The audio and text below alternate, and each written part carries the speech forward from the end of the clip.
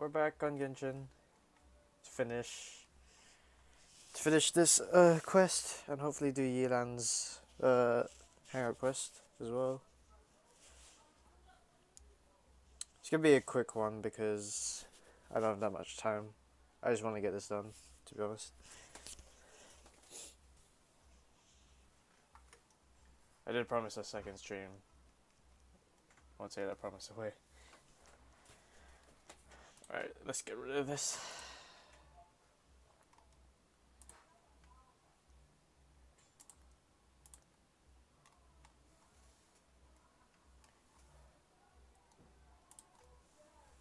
Oh, there we go.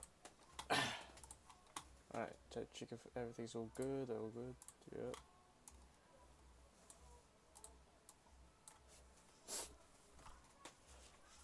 Okay, I think we can start.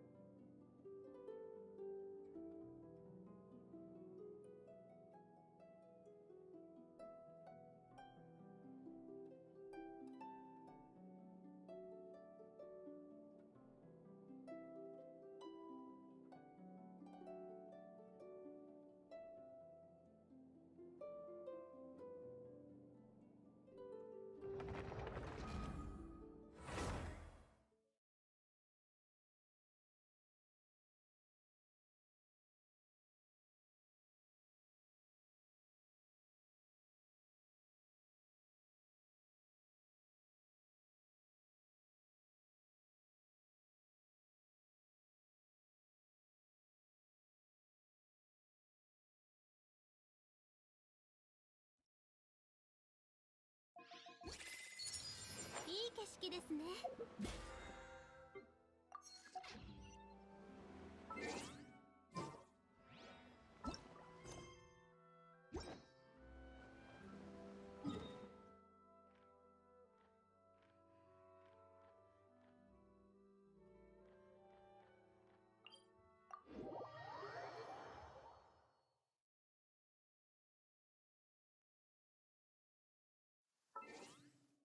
雨の中。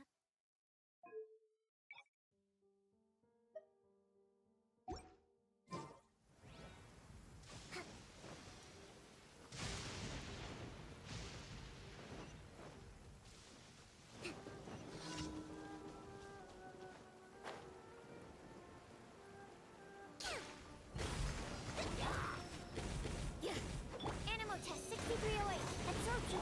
Take flight. Embrace the ice.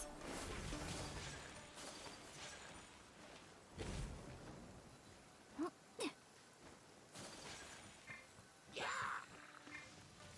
Excellency. Lights out. You can't run.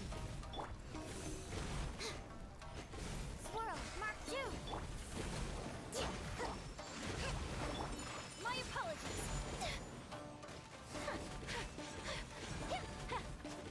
Judgment. Animal test 6308. Whirling snow.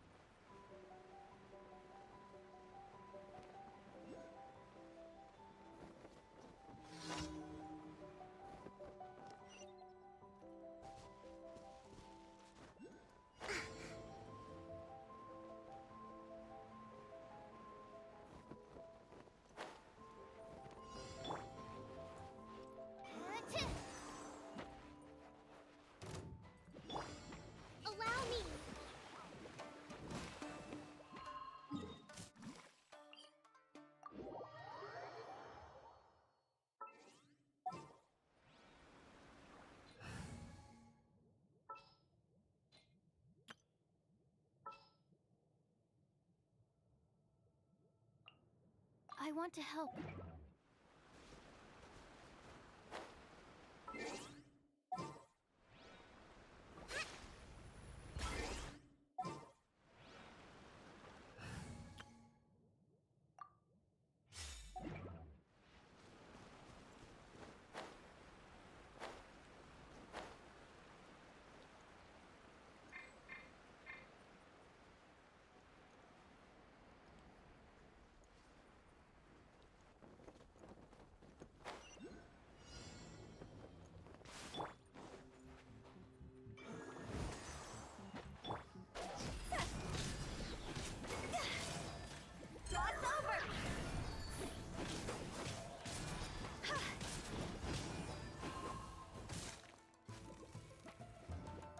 There is no escape!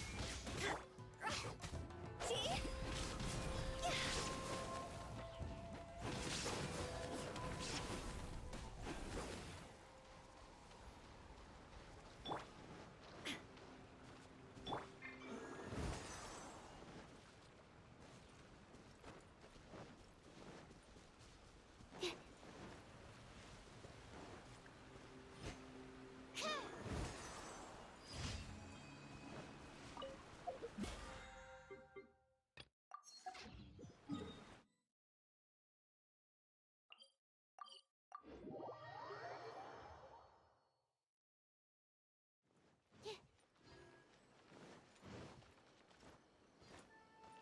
Ad Astra.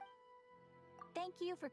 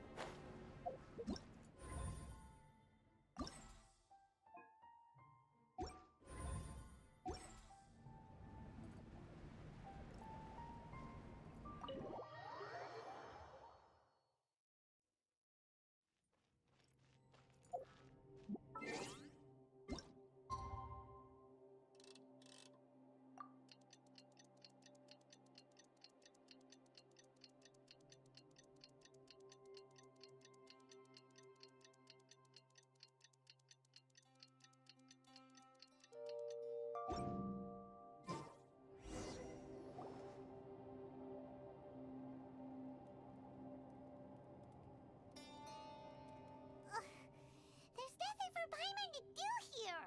So boring.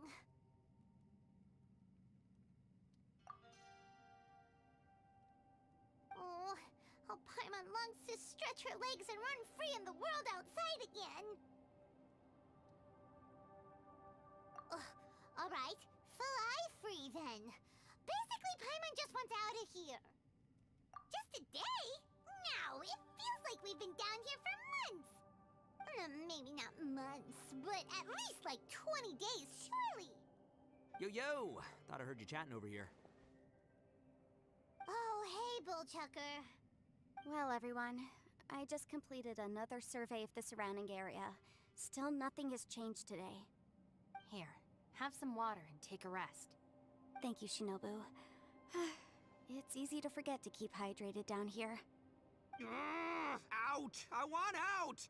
All I want is to cruise the streets and have beetle fights again. Boss, remember there's your image to consider. But it's so boring, walking around this hole every day. If only I could slurp some ramen and see the beautiful flowers again. Ramen? Wait a minute. Speaking of ramen, Traveler, are you hungry? I'm not hungry either. But let me pose the question this way. Who is the biggest eater among us? It's definitely not me. Hey, what's everybody looking at me for? It's definitely not me. If anyone, it's this one right here. Huh? What are you looking at Paimon for? Paimon, are you hungry? No. Paimon's not hungry. Why do you ask?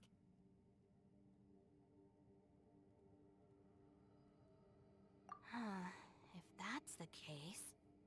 Huh? What am I missing here? Yes, I heard that too as I was walking over. The question is, how can you not feel hungry, even after 20 days? That's also strange. Of course, everyone has different perceptions of the passage of time, but how could one person feel like it's only been 1 day and someone else 20 days? Yeah, now that you mention it, I feel like we've been here 3, 4, 5 days, but I don't feel hungry or thirsty at all. Although I cooked some food, it wasn't because I was hungry. I just wanted to keep our spirits up. I was planning on saving our rations so we could survive a few more days, but I haven't really felt hungry since. Now that I think about it, not only am I not hungry, but I don't feel any real signs of fatigue either. Whether I sleep or not doesn't seem to have any effect on how I feel. Yes, I concur. Resting doesn't make me feel more refreshed, and staying awake doesn't make me any more tired. Very peculiar. It's almost as if our physical state has been suspended. The more you say, the scarier it sounds. Paimon doesn't even want to think about it.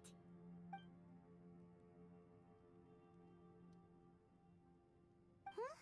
What's wrong, Traveler? Did you think of something? That's pretty weird. Sounds like the little dude must be in danger. But he is an Adeptus. This kind of situation should be no trouble for him. I fear that this problem underground is bigger than we thought. I found something, everyone. I just discovered a new path over there that seems to lead to an unknown area.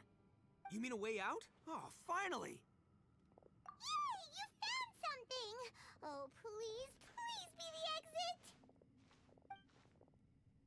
I still suspect things can't be that simple. We should all stay prepared for whatever comes. Huh? Paimon doesn't see anything out of the ordinary here. Appearances can be deceiving. As I was examining the wall just now, I noticed there was something unusual about this stone. Seems to me that it's been created using some illusory magic. Hidden behind it lies a passageway. Whoa! So there really is a path behind here! Gotta hand it to ya. That sure wasn't easy to find. But at least we can finally get out of here. Miss Yelan's determination and eye for detail are certainly impressive. Not to mention, you've hardly had any rest the whole time we've been trapped here. It doesn't matter. I'm not tired. Well, given we're already here, we might as well go in and explore. Right behind ya! Paimon can't wait to get out of this place!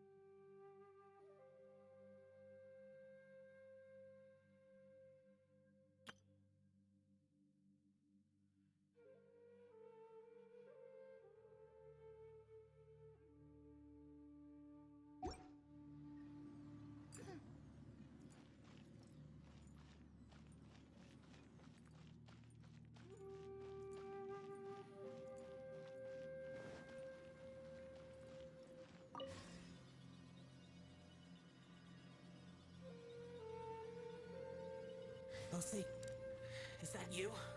Hey, did anyone else just hear that voice? It sounded super creepy.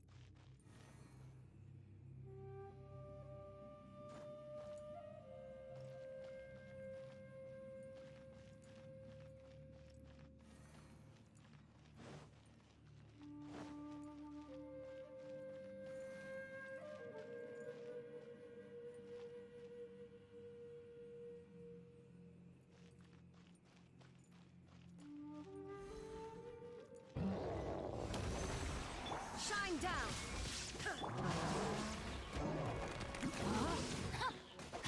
Let me weave you.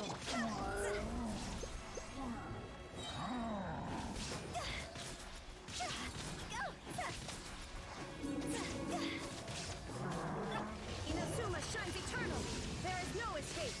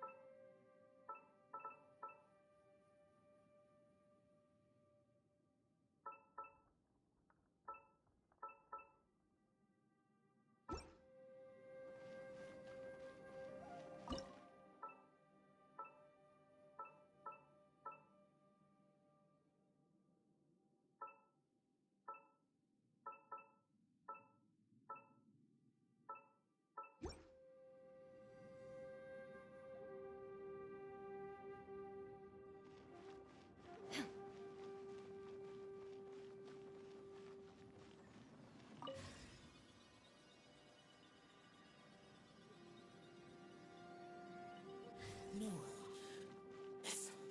What? Get me. Top fight. Is some sort of battle taking place here? I wonder who could be involved.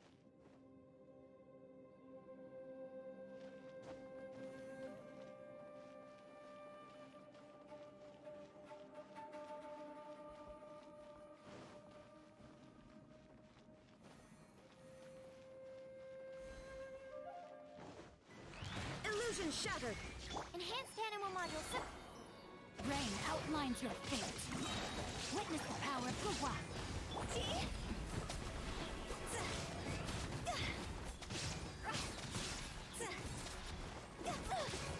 Higher, higher, pants on fire!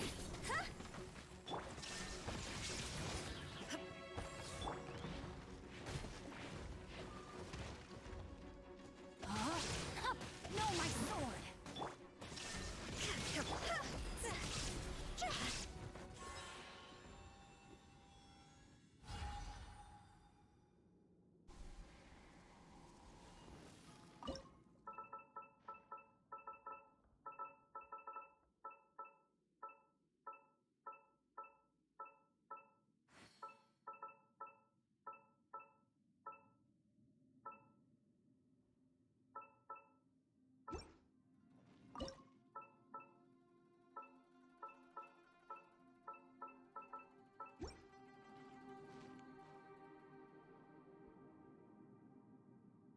Huh?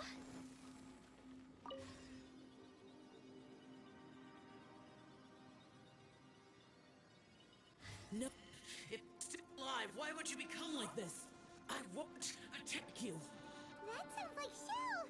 Could he be in trouble? Whoa, sounds like someone forgot to invite us to the fight. Let's go and help him. Yeah, but how are we gonna find him?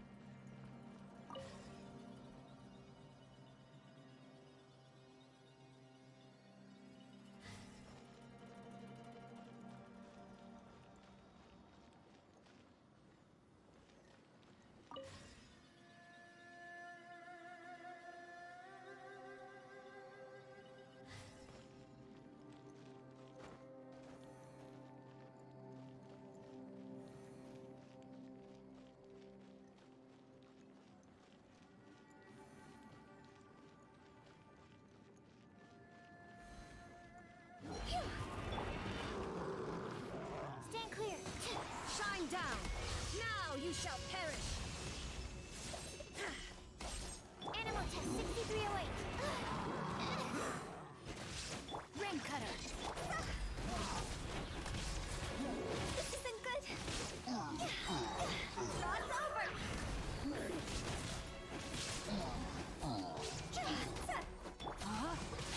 Body and mind. Stand clear. Inazuma shines eternal. There is no escape.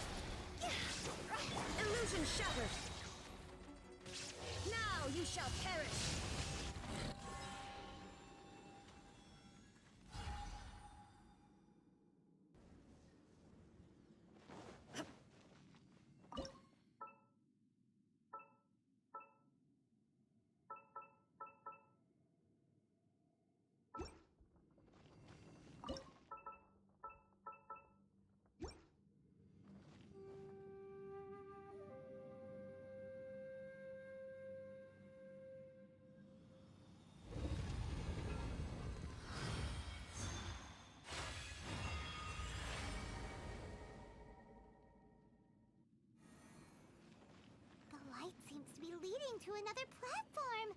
Let's go and take a look.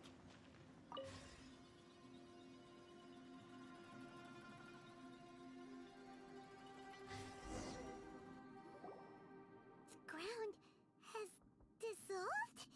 What's down there? Is that little dude called Xiao down there? We gotta help him. Hold on. Something's not right here. What's this? It appears to be a small fissure.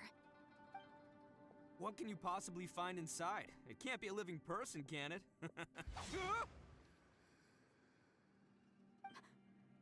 Conqueror of demons? Xiao, is that you? Quit trying to scare us, okay? Huh? Wait, is this some kind of illusion? Paimon can't touch him! Conqueror of demons, can you hear us? Hello? Little dude! Anyone home? He isn't responding. What's going on here? You. Oh, he finally said something! Oh, We followed your voice and found you here, but it's kinda strange. We can't touch you. How did you become an illusion?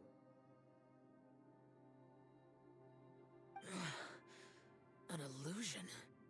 talk about a coincidence. We were just thinking you went missing and stuff, and then we heard the sound of you fighting. Pretty lucky we found you, if you ask me. You didn't get hurt, did you? A coincidence? Wait. Something's not right. Something's wrong with this domain. Leave now! Get out of there! If he can, we should have him regroup with us as soon as possible. Tell us what happened and where you are now. We'll come find you immediately. No. Your safety is the top priority. It seems this space can... Huh? He disappeared. Where'd he go? It sounded like he might be injured. We need to go help him. It seems the only option we have to explore any further is through that entrance over there. Huh, he's injured and telling us to be careful? It's not like we're in any danger here. Anyway, the secret behind whatever's going on should be in this cave, right? Don't worry, little dude. Ito's on the way! Boss, please don't go charging ahead. You're an Oni, not some hunting dog. Don't worry, I'm invincible! Oh, my butt! Looks pretty deep. Be careful, everyone.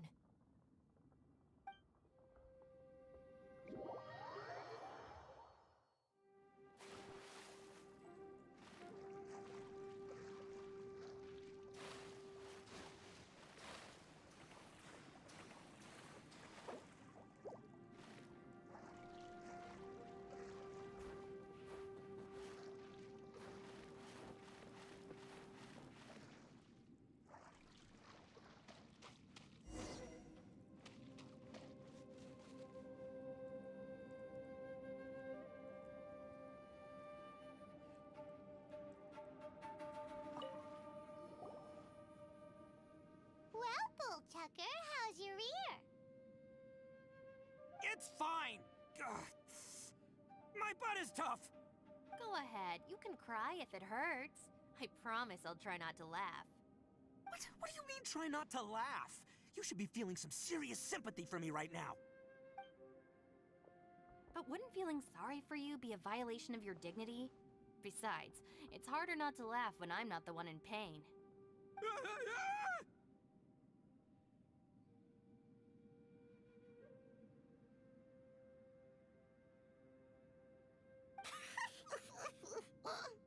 Paimon, don't laugh. It's okay, everybody. If you want to laugh at him, just let it out. Don't you have a heart, Shinobu? Oh, and people think I'm the monster. Wait a second. Xiao's not here, but... Seems a little out of place here, don't you think? Maybe it's some sort of, I don't know, an emergency shelter? There was a picture book I read once that said nice people sometimes build cabins in dangerous places so that anyone in trouble can take shelter inside. Our little dude must be inside then. Yeah! I wouldn't be too sure about that. Any person with a normal sense of danger wouldn't be so optimistic.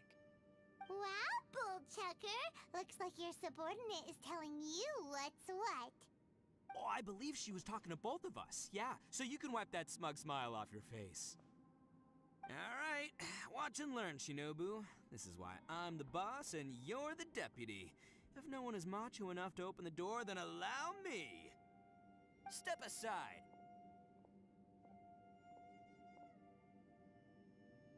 Once this door's open, we are out of here.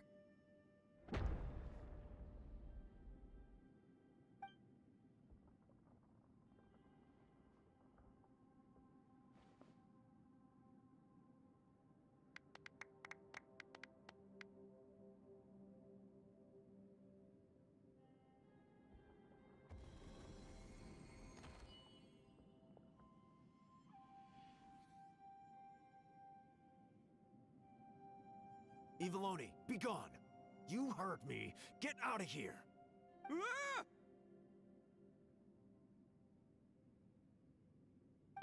Am I seeing things? Or was there someone behind the door? Nah, can't be. You're just saying things. Why don't we just open the door again and see? Who? Me? Oh, all right, I'll open it again.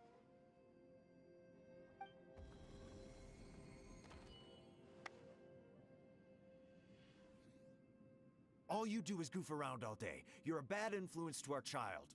Be gone!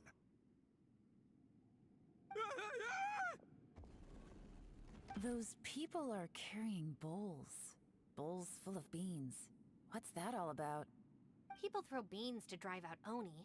Boss is an Oni, so they throw beans at him to get rid of him. Gave me the fright of my life. What are people from Inazuma doing in a place like this anyway? Calm down now. You're a person from Inazuma too, you know. Hey, let's get one thing straight, all right? I'm not a person, I'm an Oni! Right, but that's not the point. The question is, does this door lead to Inazuma? Huh? How could that be possible? Ugh, this place is so weird. Paimon's starting to think it really is haunted. You guys go right ahead. I'm not opening it again. So, who's up? Oh, how about Paimon? Why don't you open it? No way! Somebody else do it. Paimon's scared. All right, I'll try. That's our Shinobu! Now, don't let whoever's behind that door push you around, okay? All right, let's see what's behind the door this time.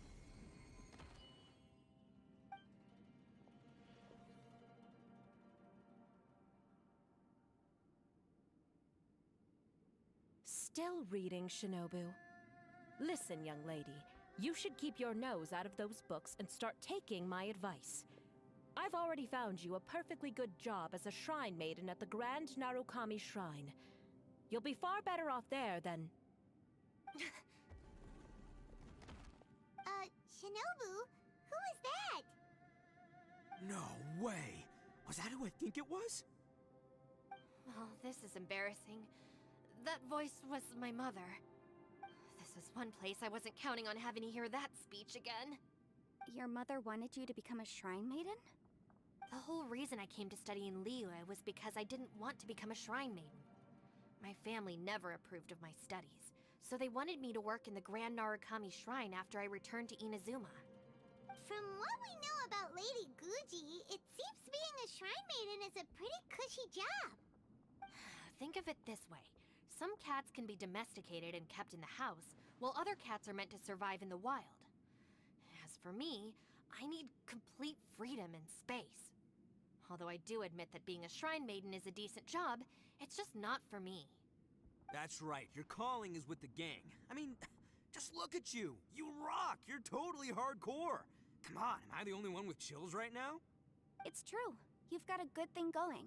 What's most important is that you enjoy what you do. Gotta agree with you there. From the look of it, what's behind the door can change.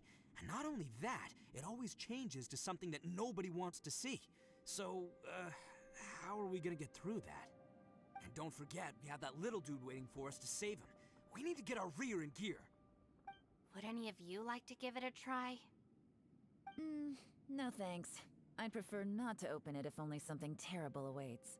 If anyone's going to find a way through, it's not going to be me. Why? Because I don't buy it, that's why. I don't believe for 1 second that we're gonna find the Conqueror of Demons by going through that door. So I'm sure as heck not gonna be the one to get us through. Not gonna lie, you don't really sound like you have much of an imagination. All right, I'll try. Yeah, my savior. Show 'em what you're made of. I'm sure I probably do, but nothing springs to mind right now. Anyway, I suppose I'll find out once I open the door.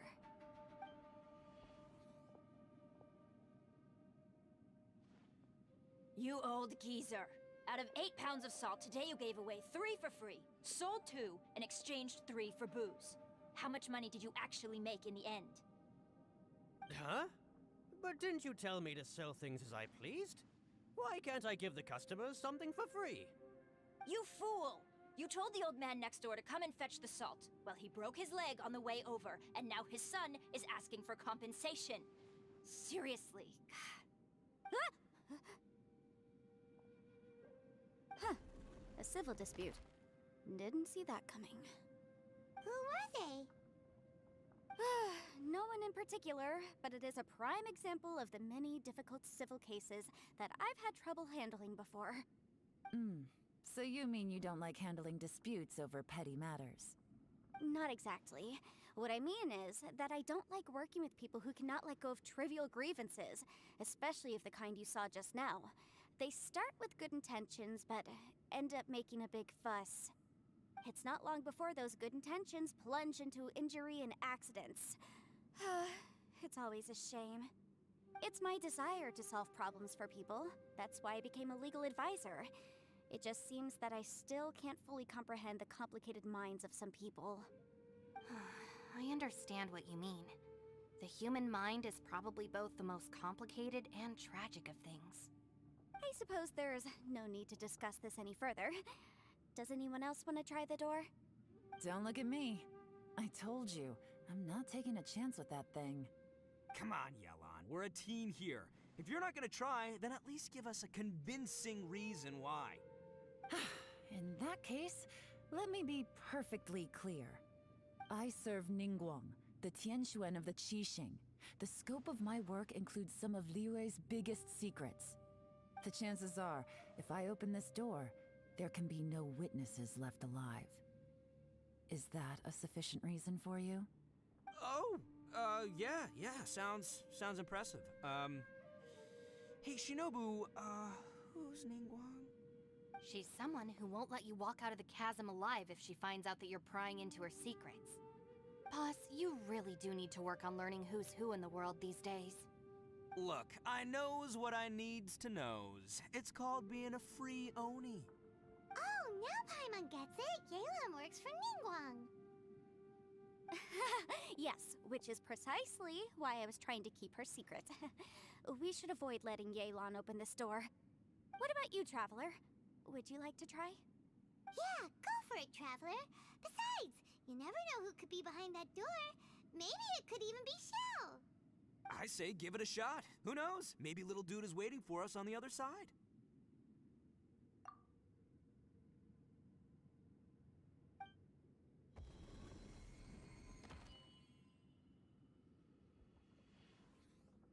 So, wait. What's Paimon looking at?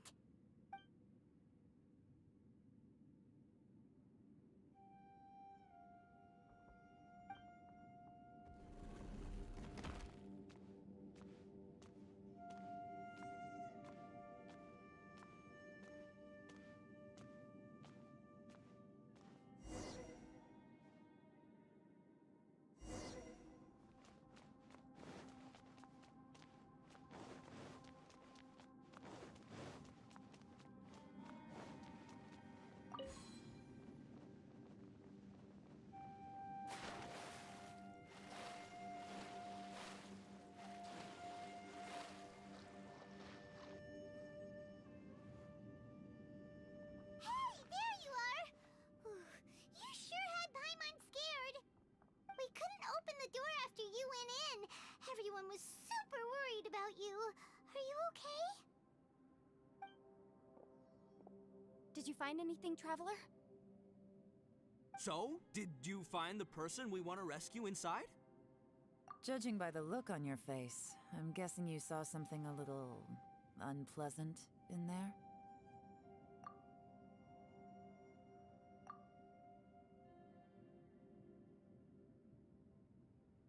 Huh? How could that be? Don't worry. Paimon will keep searching for him with you. Cheer up! Stupid door! I'll smash you to pieces! If Paimon wasn't feeling so exhausted, she'd help out too. Hey, what is this? Nap time?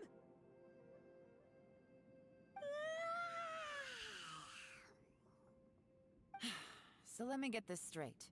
Not only did we not find Xiao through that door, we saw all the things that we wish to avoid.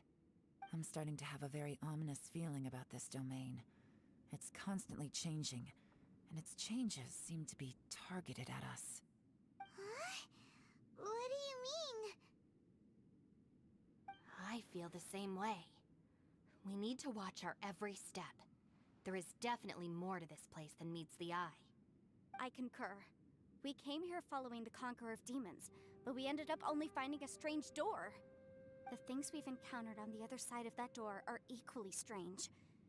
It shows us whatever we fear the most. We're in a space that defies common logic. On top of that, I'm starting to feel tired after that experience. But I thought we'd established that getting tired doesn't happen down here. The phenomenon hasn't reached a lethal stage just yet. Otherwise, we would have starved to death without eating for so long. I'm starting to worry that we're being affected by the changes in this space. In order to avoid the sudden accumulation of hunger and fatigue, we should eat and rest regularly from now on. Paimon suddenly feels exhausted. It's really tiring going through all this. Now that you mention it, I'm starting to feel tired too. No, it's all just an illusion! I will not let my mind play tricks on me. Paimon's whole body just feels so heavy now. According to the current evidence, it seems our physical condition was suspended in this space before, which granted us immunity to the effects of fatigue and hunger. And now it seems that mental fatigue is unavoidable. Though we have yet to locate the Conqueror of Demons, I suggest we go back and get some rest.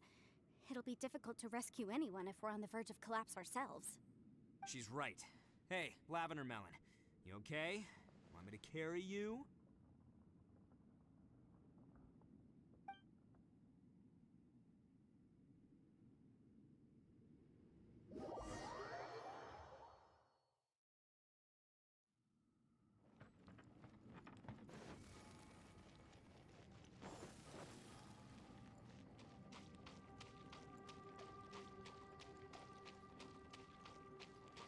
You haven't slept at all. Are you sure you're okay? This place seems even more perilous than we first thought. Don't worry about me. Staying focused under pressure for as long as it takes is my specialty. Now, if I'm not mistaken, looks like you've got some new ideas. How could you tell? It's my job to keep tabs on people. I figured as much. They're just preliminary ideas at this point, but I haven't completely thought them through yet. I'll tell you more once my ideas have taken shape. Sure, sounds good. I also have some ideas of my own. I'll fill you in after I've confirmed some things. You think so? As they say, two heads are always better than one.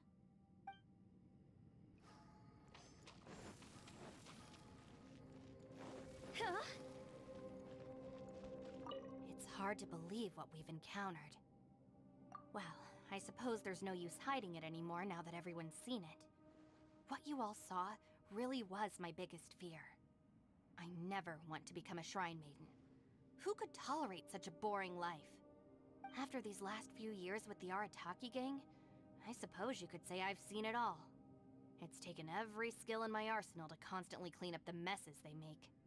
Though the list of annoying things to deal with is practically endless, I am totally free in the Arataki gang. Strolling around the streets, roasting lavender melons with friends in the open country. I know it sounds pretty silly, but that's the life that I want. Just don't laugh at me, okay? Otherwise, you might find yourself on the receiving end of a good beating. It's hard to believe what we've encountered. You don't look very well, at least not like when we just arrived. Are you troubled by what you saw behind the door? Listen to me. The most important thing is always the choices you have in front of you. Get some rest before you gather the courage to take your next step. Once you've chosen the path to take, don't hesitate. You must believe in your decision. It's hard to believe what we've encountered. All right.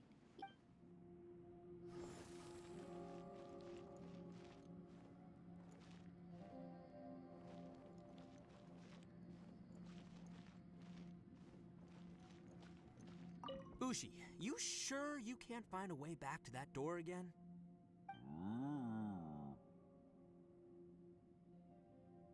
Ah, perfect timing. I was just having a chat with Ushi about that.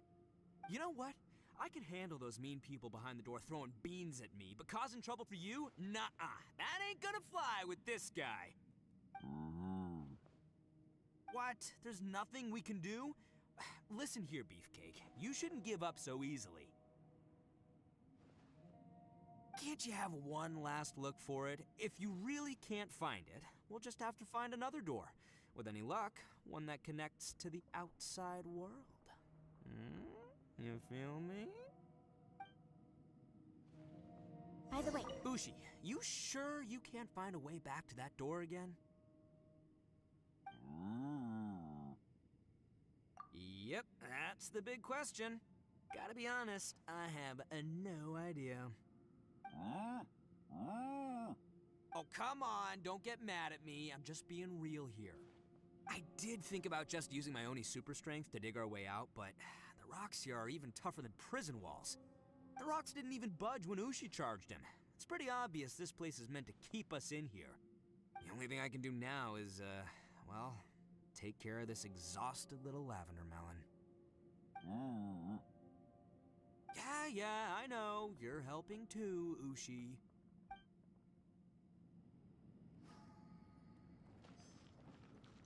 please, come meet me over there. Phew.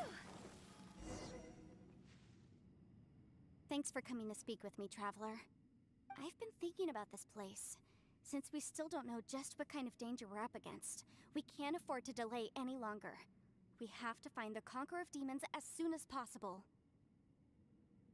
Don't you think it's a strange coincidence that as soon as you told us about the Conqueror of Demons, we heard his voice in that place? It almost seems deliberate. As if something was trying to convince us that the Conqueror of Demons was there in order to lure us into the unknown. I have a theory, but I can't tell the others just yet. I don't want anyone to panic. Judging from the Conqueror of Demons' reactions, I think that he was somewhere else, but his voice and image were projected to our location. Is it possible that we've entered into a chaotic space? We're seeing things in people that shouldn't be here, even ghosts. And we don't feel hungry because the state of our bodies is suspended. It's as if time itself has stopped for us. If that's true, it means we've entered into a place where normal logic doesn't apply. When you put it all together, everything points towards one possibility. This is a place where time and space are thrown into chaos. And yet, if it's truly chaotic, how did we find our friend's voice even when we had no idea where he was? It doesn't make any sense. Unless this space wanted us to hear it. Which brings me to my next point. I also have a theory about our encounter with the Conqueror of Demons earlier. I submit that we didn't actually see the Conqueror of Demons. He was somewhere else. But his status was transmitted to us through some kind of mind-bending spatial alteration. Traveler, you said you saw the abyss in that room, didn't you? At first glance, the door may seem like a prank. It shows you whatever you're afraid of, but if it manages to lure you inside, There's no way of knowing what might be in there. One minute, it's playing a joke to get you to lower your guard. The next, the danger is real, and it's trapped you. This space is a powerful opponent. It wants to use our minds against us. But I'm not gonna sit here and do nothing. Do you remember that small spatial rift next to the dissolving ground? It felt like spatial magic, but it seemed much more powerful than usual. When we saw that illusion of the Conqueror of Demons, it seemed like he wasn't expecting our spaces to intersect at all, and was even more surprised that we could hear and see him. I think that this space purposefully transmitted the Conqueror of Demons' voice to lure us into a trap. But I also think it didn't count on that spatial rift happening. In other words, the fact that we saw and spoke with the Conqueror of Demons was never part of its plan. Yes. Also, I had a good look around after coming back. I have a feeling that these chaotic spaces are constantly intersecting with each other, meaning that anything is possible. I think this gives us an opportunity. If the space creates phenomena meant to deceive us based on our imaginations, then we have to keep imagining, Traveler. If we try to stay calm and listen carefully, maybe, just maybe, we'll hear the Conqueror of Demons' voice again. Can you feel that? Let me see. I think it's here. And break! I secretly learned Yelan's illusion-breaking method without her knowing. Really didn't expect that to work. The sound came from behind this illusion.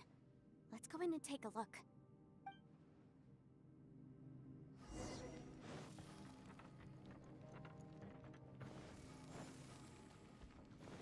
It's getting clearer. No.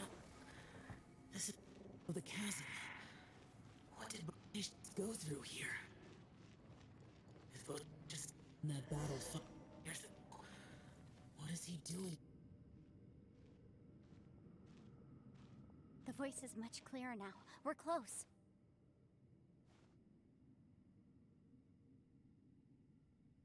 Conqueror of Demons, can you hear me?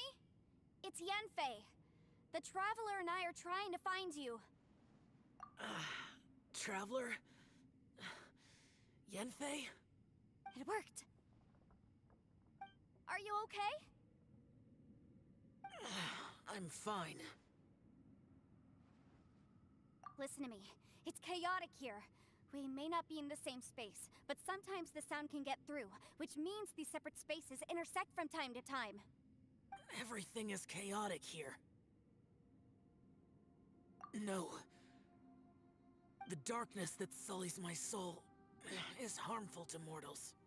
Right now, we have more dangerous things to worry about than that. This space is using our urge to find you to lure us into traps. Without you here with us, our search for you could very well lead us into danger. So, you're in danger too?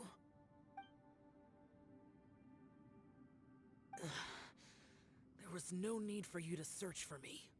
But we're worried about you. And earlier, the Traveler was tricked into entering a dangerous place. How do we meet? Conqueror of Demons, can you find out where our voices are coming from? Find the spot where our voices are the clearest and try... something there.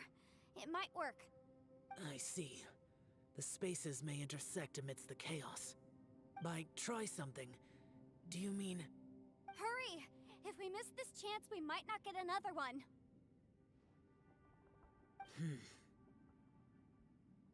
Stand back!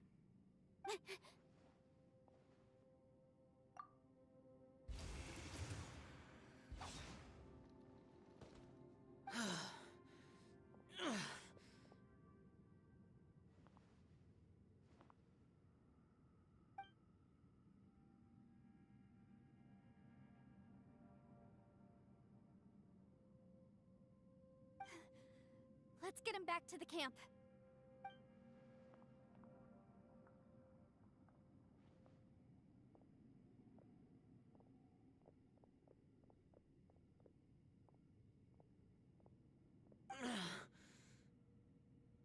Now we can avoid getting split up. Oh. A lot's happened here, but this wasn't just for our own safety. You're injured. We can't just leave you alone. It's just a flesh wound. I am fine. I shouldn't let myself be a burden to you. You're not a burden. Don't think that for 1 second. We need you, all of us. For our sake, please. Stay here, please. Fine. As you wish. You're injured. Get some rest. Everything else can wait.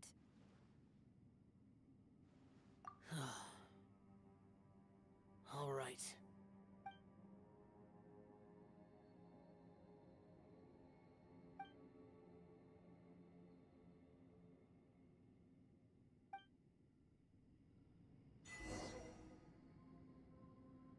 The one I am. Is that the Aksha?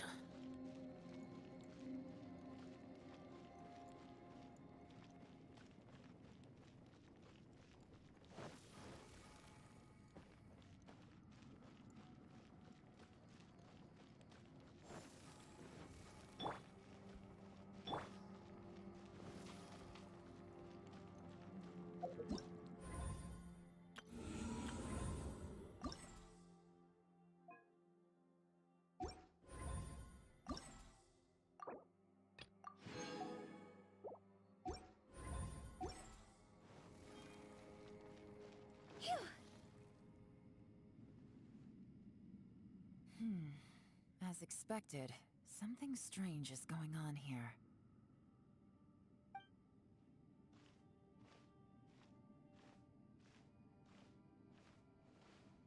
Oh, Traveler? You're both here. Great. I want to talk to you.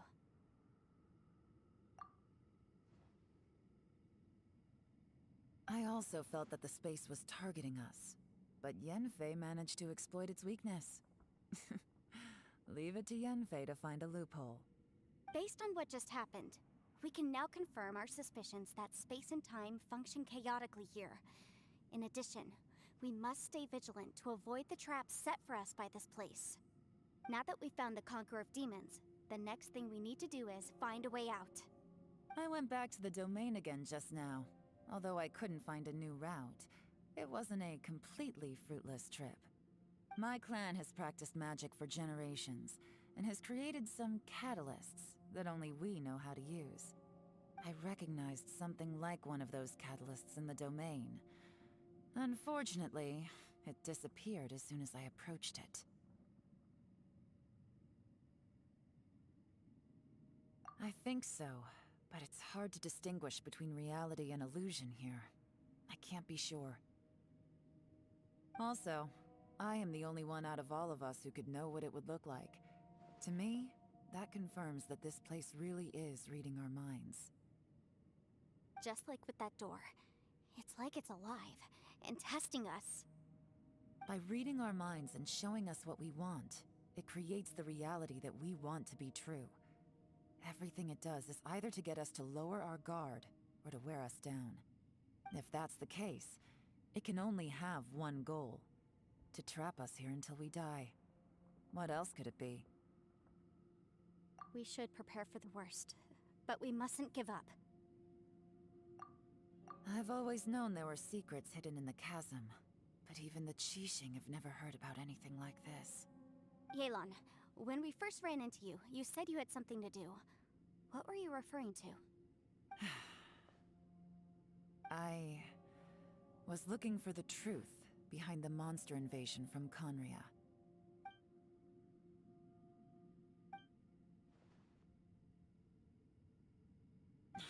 Please keep everything I'm about to say to yourselves. No one else can know. Otherwise...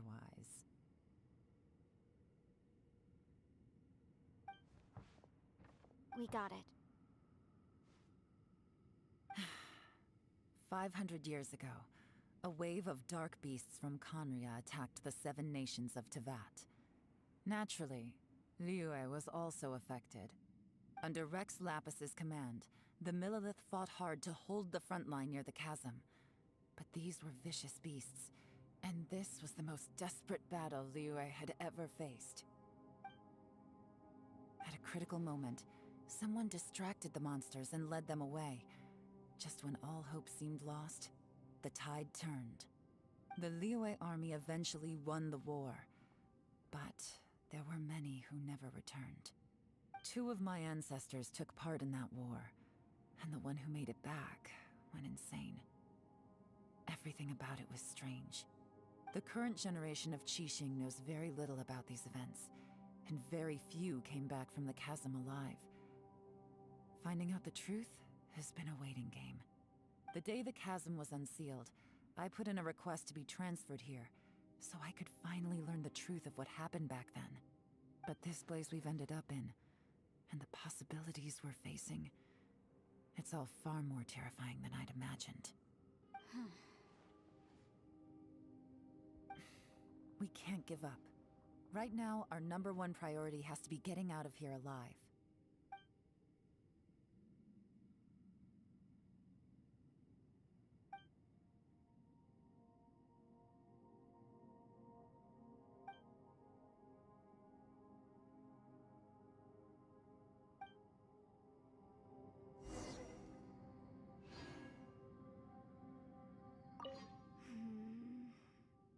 Are you all right? You've suddenly gone quiet. It's not like you at all. Shh, we'll talk later. I'm just processing all the existing clues we have. Maybe the key to our escape is hidden in some detail I've overlooked. I have to go over everything again. All right, well... Oh, don't worry. I won't write down anything that you told us about. No, I meant if you're going to analyze the facts, count me in.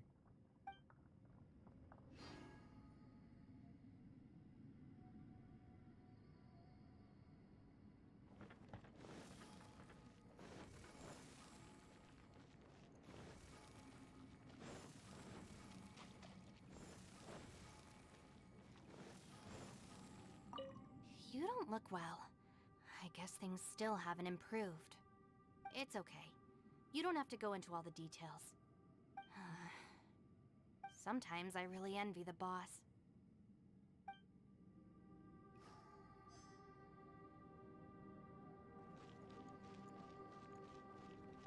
Hey, Ushi. Looks like our little lavender melon has fallen asleep, huh? Do you think she's dreaming? Man, she looks wiped out. It's kind of hard to see her like this. I mean, most of the time she never shuts up. Aw, poor thing. Man, that little dude looks stunning too. I'm kind of worried about him. Oh, I sleep like this when I'm in jail? Good one. I do slumber like a king. Traveler, when did you get here?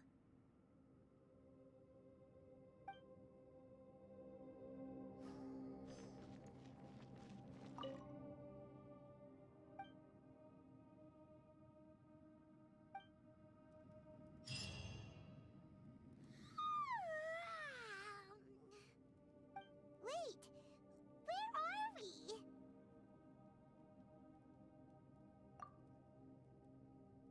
Yep, way better. Paimon just got a little fright because she's never seen a crazy place like this before. Who would have thought the best guide in all of Tibet could end up so out of their depth? Yeah!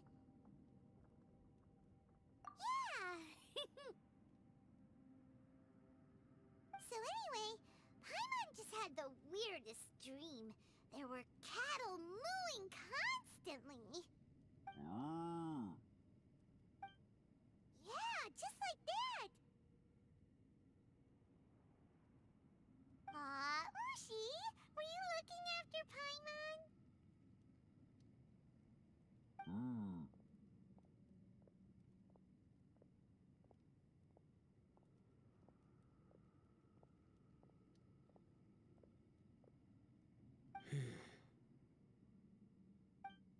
Traveler, it looks like the Conqueror of Demons is awake.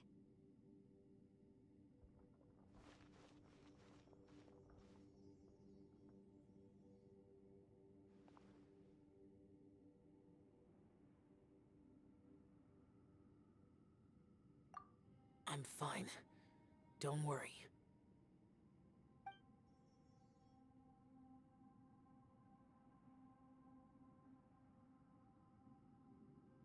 The karma I carry is dangerous to humans. Keep your distance. Well, I have Adepti blood in me, so I wouldn't worry too much. Even so. What happened while Paimon was sleeping?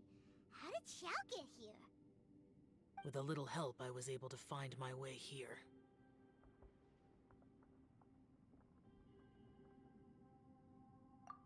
Conqueror of Demons, could you tell us what happened before you joined us? No need to be so formal. Just call me Xiao. Oh, sure. It was a senseless battle. I came here looking for someone, but when I found them, they weren't anything like how I expected. Madame Ping says that you usually base yourself at Wangshuin to guard the main road through Dihua Marsh. It's unusual for you to go looking for someone yourself. Are they an Adeptus? I'm looking for a Yaksha called Bosacius. Bosacius? Is that one of the 5 Yakshas? Like you? I thought that you were the only one left. Aren't the other 4... gone from the world? You could say that. But Bosacius's body is the only one that was never found. Yakshas deal with God's remains all the time, and we become tainted by karma. Over time, it inevitably drives us to madness. The last time I saw Bosacius, it was the day he lost his mind. He left. No one knew where he went, and I never heard from him again.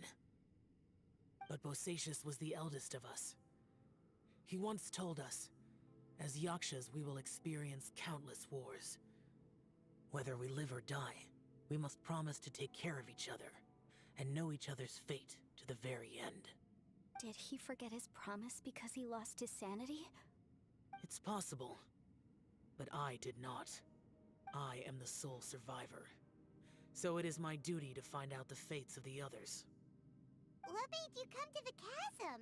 Did you hear something about Bosacius being here? Did you know that 500 years ago, the beasts of Conria invaded the chasm? That war lasted a long time. It is said that in the midst of the battle, a brave Yaksha was seen putting up a heroic fight. But no one knew the Yaksha's name. But there were many more than 5 Yakshas in total, so there's no guarantee it was Bosacius. Wow. But you must think it was probably him if you came here to investigate, right? I am by no means certain, and I didn't have any other clues except for this one. But Bosacius was proud. If he had taken part in that war, he would have announced his name. So at first, I thought the nameless Yaksha couldn't be him.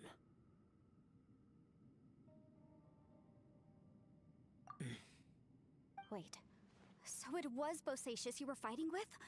Did he injure you? Yes. No way! The invasion of monsters from Conria, the battle in the chasm, and Yelan's ancestor. I have a feeling that somehow these are all connected. Life is full of coincidences, but this is too much of a coincidence. Could this all be related to the fantastic compass mentioned in the will, too? What will? Oh, right. I came here because of a will. Maybe it's not something you've come across much before, but both mortals and Adepti sometimes write out their final wishes so somebody else will carry them out after they've passed. It's known as a last will and testament. And this can be done at any time? Whoa, whoa! You wanna write a will? Now? It was no accident that you saw my illusion that day.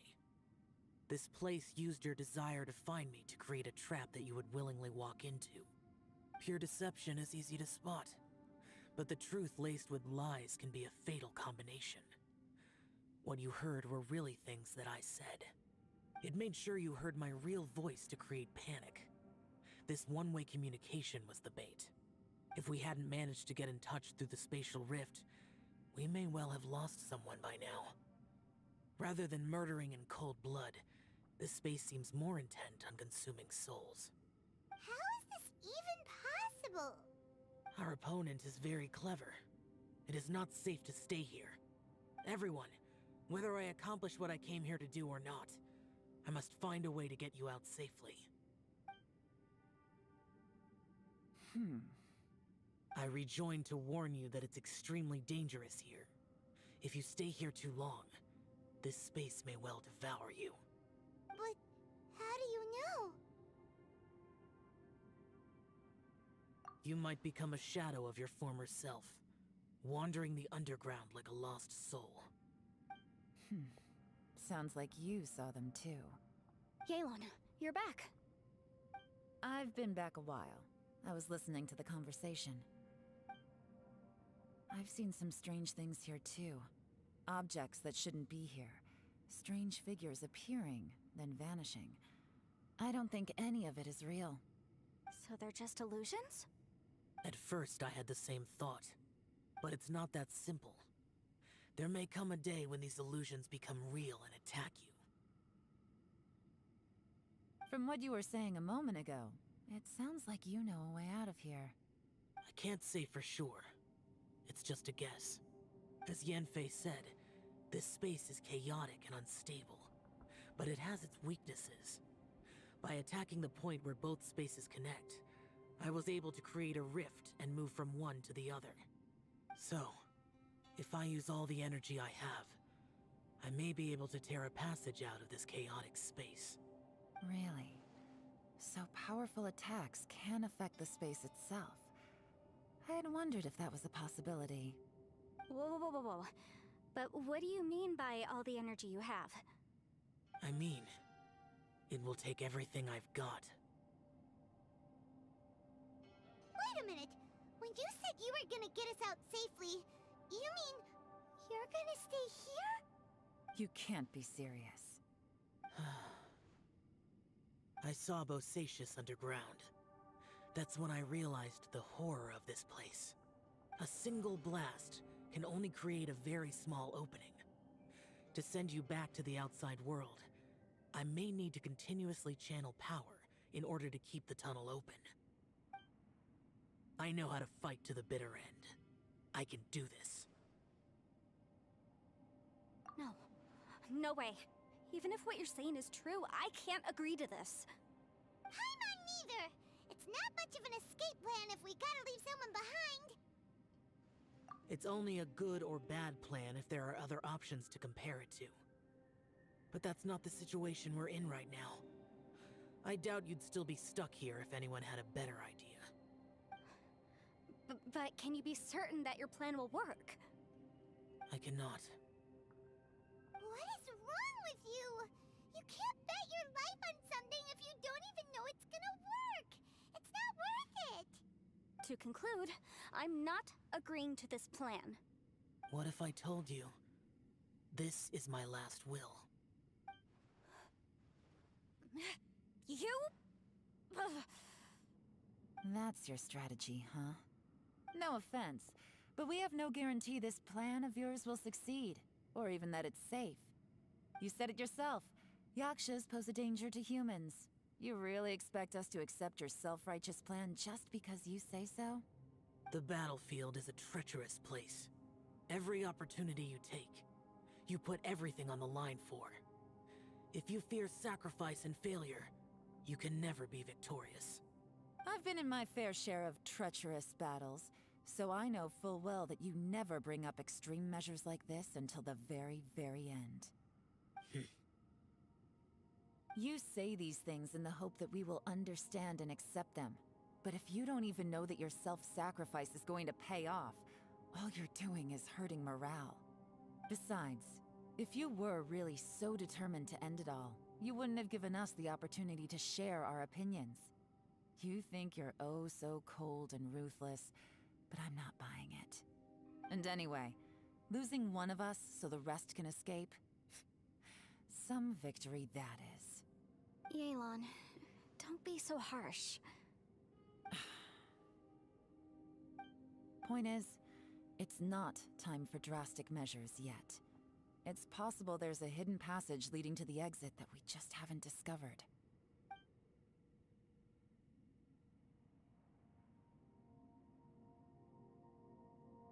What if there isn't? Or if we don't find it?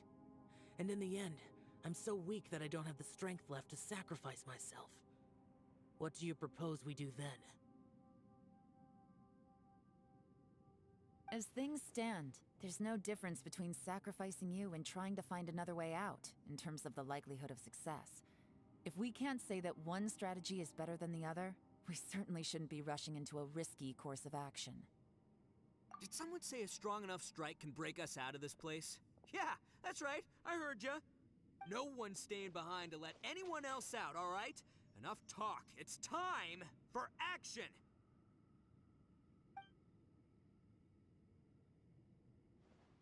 Come on, whatever you are! Let's see how long you manage to keep us trapped in here after I'm finished with you! Easy now. Have a taste of this! Yeah!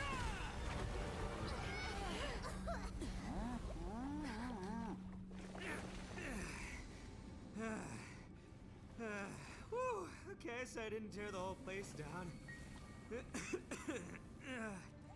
But check it out, new path. If you need a hero, I'm the man for the job.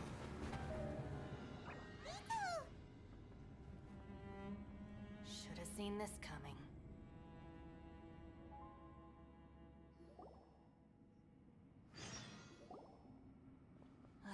Why do you always have to do things like this? Shinobu. What happened to Ito? Did he pass out? The boss used up all his strength in one punch. Maybe that's the reason he managed to tear open a passage. Let me see if there's any way I can stabilize it. He did this because he heard us arguing, right? The thing with Boss is, he just can't stand conflict between teammates. Whenever we get into an argument in the Arataki gang, he always goes and does something shocking to calm everyone down. Today, he's done it again. He may not have known you for very long, but when he said he sees everyone as part of the same team, he truly means that.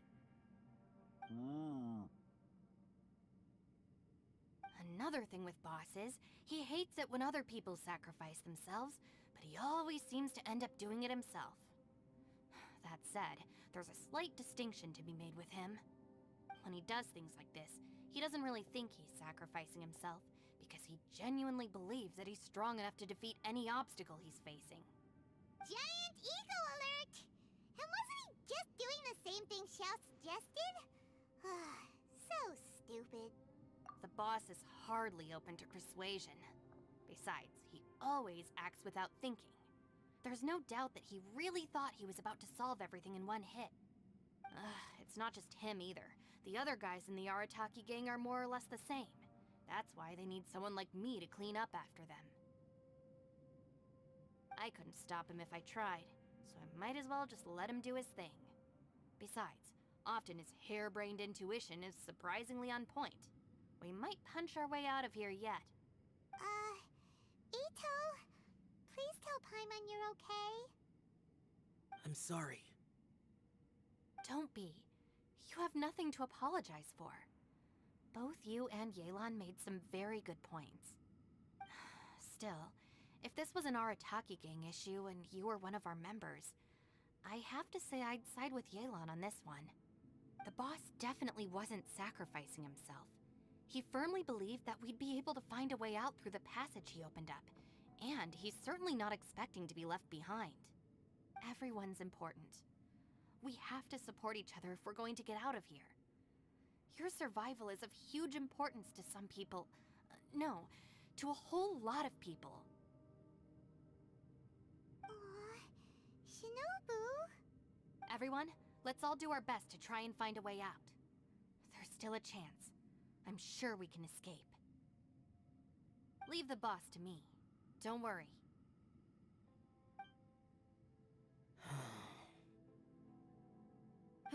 everyone. It seems this passage doesn't lead to the outside world, but deeper inside. What the? So, Ito's efforts were in vain?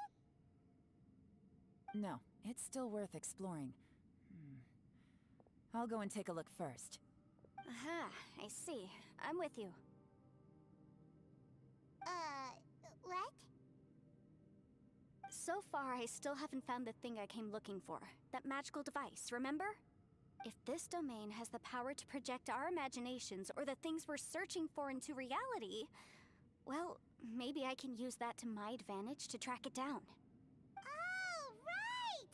No wonder she keeps telling us to keep going. If it's a magical device, it must be super powerful. Well, I can't guarantee that, but it's worth a try. I will find a way. Let him go. But if you're planning on going into that domain too, then come with me. After all, I'm just a lawyer. We'll be safer if we team up. By the way, you and Xiao seem pretty close, huh? Yelan got a bit worked up just now, so I just wanted to apologize on her behalf. I have to say, though, if Yelan hadn't spoken out like she did, I'm not sure she would have gotten through to him. Also, self-sacrifice is something Yelan feels strongly about. She tried to stop whoever it was. From what I know, she's lost comrades in the line of duty before, and then was rescued herself. Maybe being a survivor is what makes her so against seeing other people sacrifice themselves. How can things ever be the same again, knowing that your life was saved when others weren't? In a way, salvation can also be a burden. If I were her, I'm not sure I would have done anything different. Oh, wait, 1 second. I'll be right there. Yeah!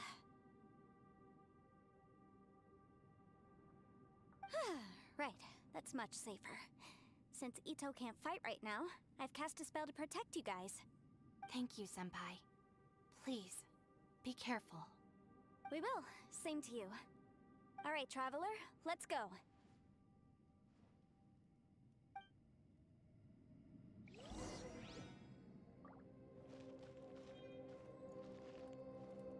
Don't worry. Ushi and I know how to take care of the boss. I think I can speak for both of us in saying it's not our first rodeo. Go on, get out of here. And be careful.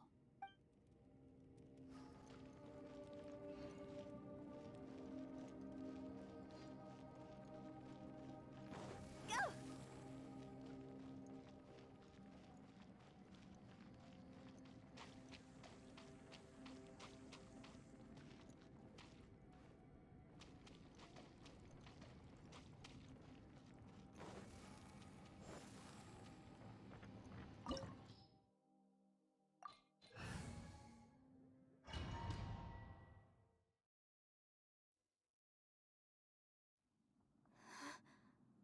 What's this? Huh? Look at that huge disc in the distance. Hold on. Is that the fantastic compass? What? That's the best description you can come up with? It's way, way bigger than that! Huh. Well, it seems our theory checked out. In my humble legal opinion, that's almost certainly the magical device I've been looking for. It really showed up. But if this really is the fantastic compass, it's so huge! How the heck am I gonna lug that back to my office? I mean, come on, Yanfei. Don't give up now. Let's investigate the area first. What the... Are they treasure hoarders? They look familiar. Oh yeah, I bumped into these rapscallions a few days ago. Want a taste of my Boom! Chia! Ha! Ha! Ta! Incinerate! Ha!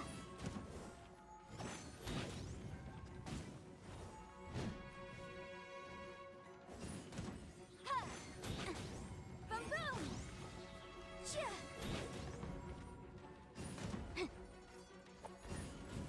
Chia!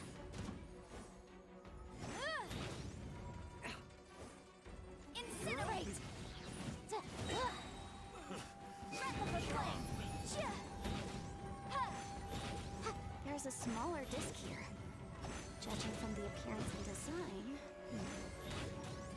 In all likelihood, this is the Fantastic Compass. Why is there a small version of the Fantastic Compass?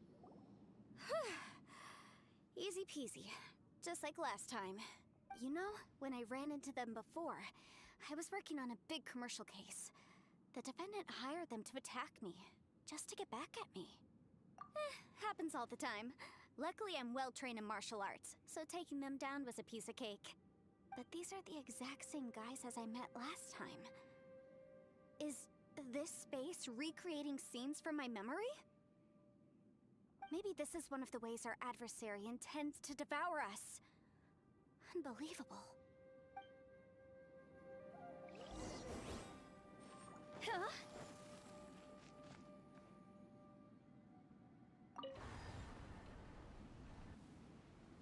Huh? A new entrance. Great.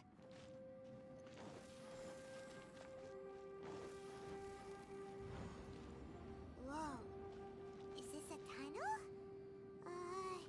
This is weird. It feels like it's connecting to another world.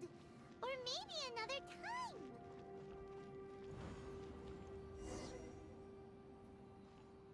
I thought we might run into some other people here, but apparently not. The Fatui? Whose memory is this?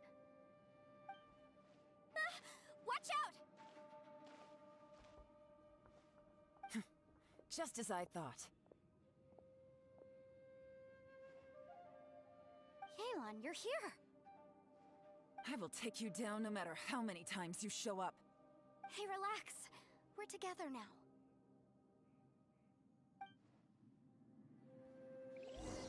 You'll get frostbite. Shouldn't get careless. Let's move.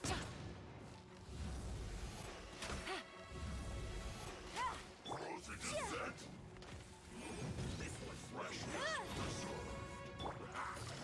Frozen. You need to hurry up.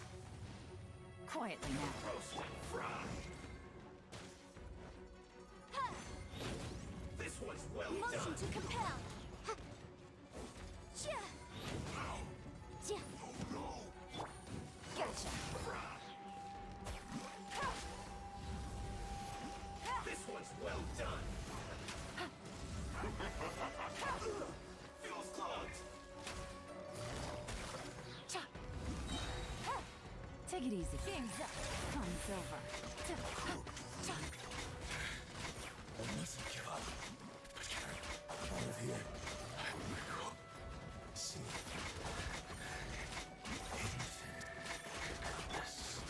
It's just Amateurs. And still they dare to come after me. You've still got it. Remember how I said I'd seen some illusions myself? Those were the same words I heard last time. The space seems to be reproducing that memory.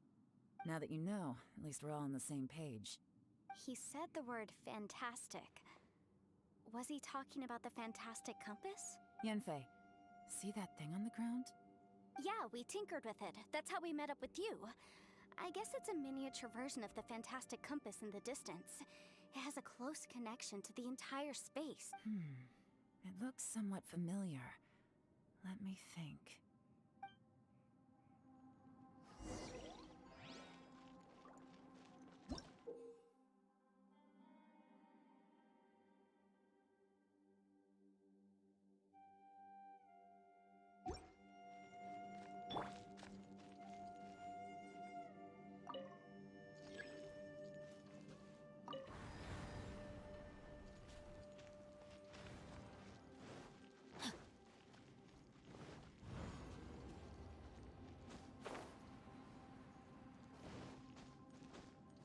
Body and mind.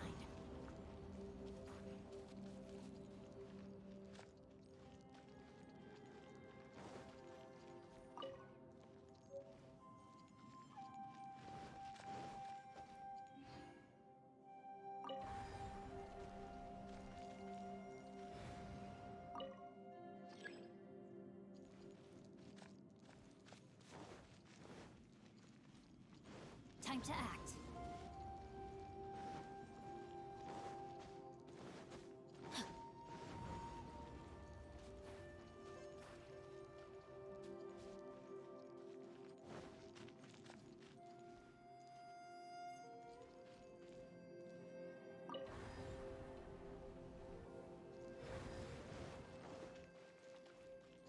Body and mind.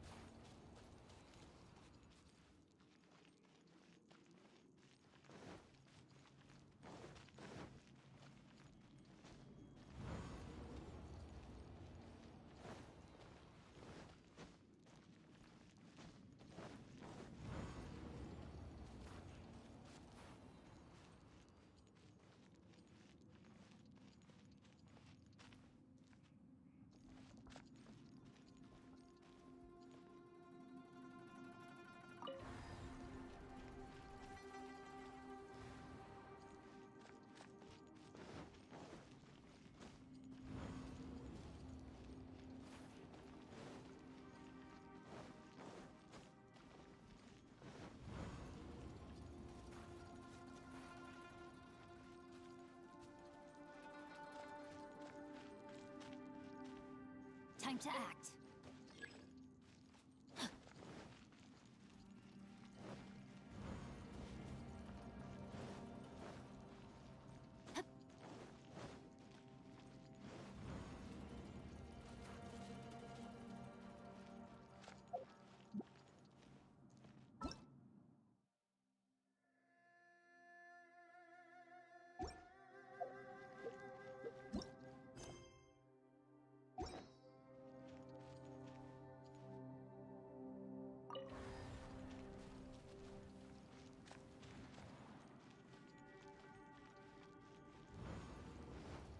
Time to act.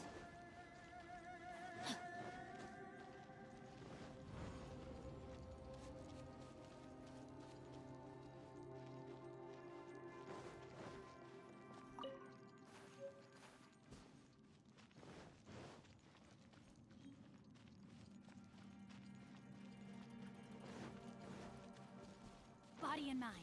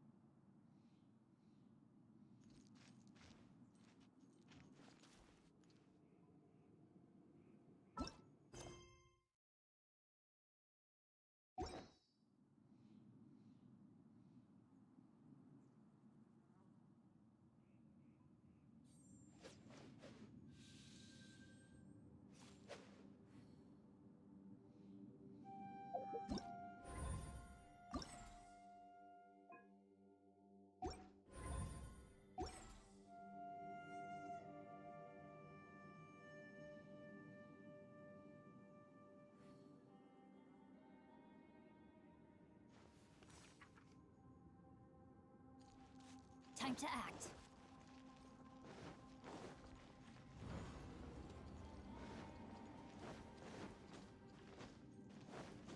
Body and mind.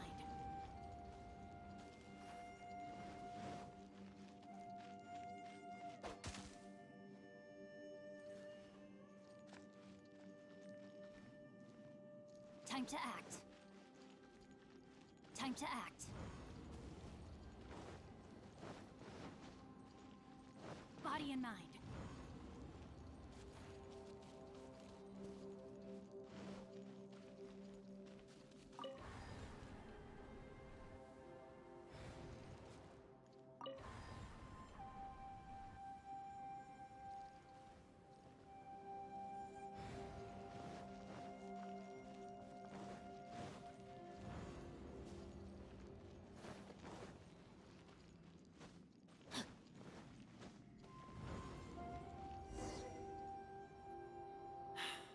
Another new space. If everywhere within this space follows the same rules, there must be another small fantastic compass somewhere around here. Osatius, I can't believe someone like you would end up as a lost soul underground. No enemies. Hold on. Wait, is the enemy hiding itself? Oh no, we should go help him. Stay back! This is my fight. Do not come near me. Filthy monsters! So many people have died at your hands! I lured you here to this underground space because I found your weakness. Hiding and ambushing from the dark is Bosacius' signature tactic. Die here with me! Huh? Ugh. How did a valiant warrior like you die here?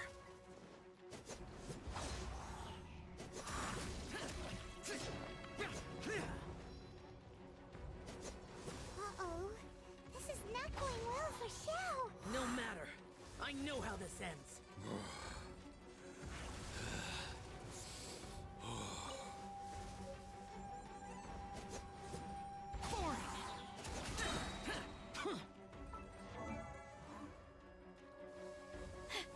Look! Bosacius is showing signs of fatigue. Bosacius, martial Retris. Even your strength is finite. But your illusion is not as mighty as you. This is not you in all your glory. I wonder what Rex Lapis would think if he saw what had become of the first Yaksha. Leave! I'll deal with the rest. We can't let the monsters get to the surface. Everyone, remember, we must hold the line at 60 miles outside the chasm at all costs.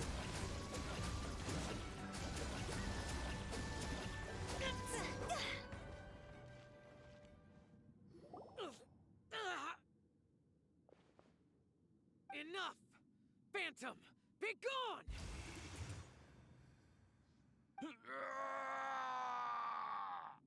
Xiao, are you okay? This is my purpose. Don't worry about me.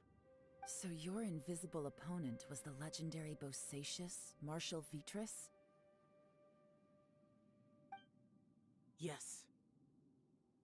So excuse my stubbornness. Bosacius has been missing for centuries. This may have been the last time I will ever see him. He was saying something about holding the line at all costs. He fought here. The nameless Yaksha from the legends. It was him. But didn't you say he'd always announce his name? How could his name be lost to time? What happened? I don't know. Maybe he forgot who he was. Because the karma you spoke of drove him to madness? Bosacius had already gone mad before he disappeared. There was no way of knowing if his memories were intact. He still took part in the Battle of the Chasm despite having gone mad? We Yakshas are not a race that thrive in peacetime. It's likely that he was drawn by the scent of bloody war. Slaughter is what we do best. Maybe it's the only thing we know. This battle confirmed my suspicions. As we had speculated, this space reflects information from people's minds. In other words, despite going mad, Bosacius came here. The illusion we saw just now is the impression he left behind. This space recreated him as he was during the battle. The way he fought was so self-destructive. He couldn't possibly have survived. Bosacius's illusion said he'd discovered the monster's weakness and lured them underground. What kind of place could this be? Defeating Conria's monsters is no small feat, that's for sure. Guys, it could just be me, but I think I'm suddenly feeling more tired than I was. This space is really starting to affect us. I believe Bosacius stayed here underground. But now he is gone, and only his illusion remains. If we don't leave, we may meet the same fate. Time to move on. You fought well, Bosacius. Goodbye.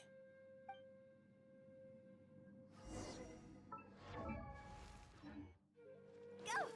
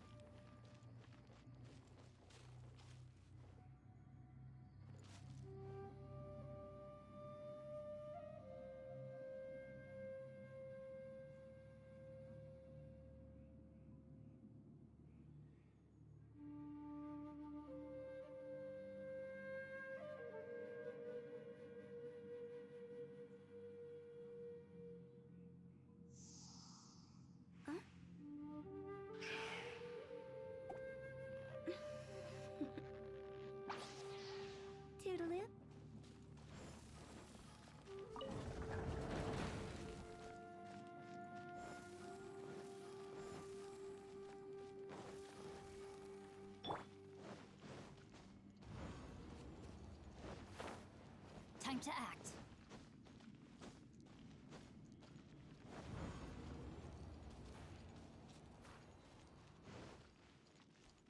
Body and mind. Huh? Huh.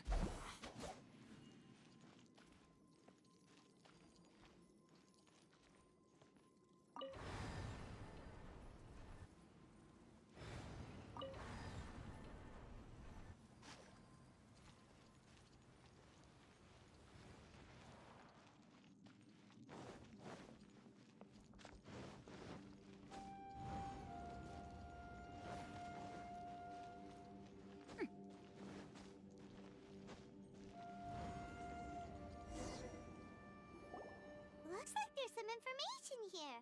Shall we take a look? Okay, let's see.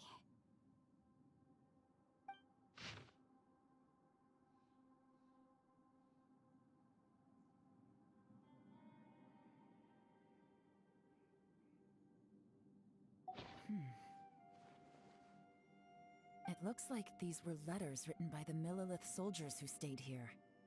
So, who's this Boyang they mentioned? Boyang was one of my ancestors. The one who didn't make it back. You mean Boyang fought alongside Bosacius? I believe so. And the Millilith soldiers were their brothers in arms. I guess now we have a pretty good idea of where everyone that went missing ended up. Yes. So scary. What happened? Come on, let's not stay here. I have a gut feeling that sooner or later we'll connect all the dots. And then, we'll finally know the truth. Still, who knows how this space is planning on revealing the answer to us.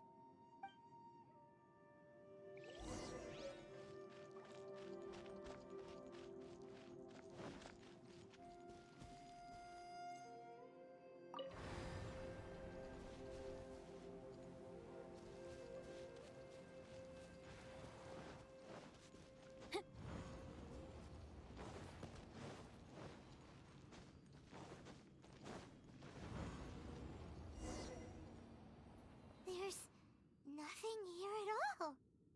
What a creepy space. It has the feel of the abyss. But where are the opponents?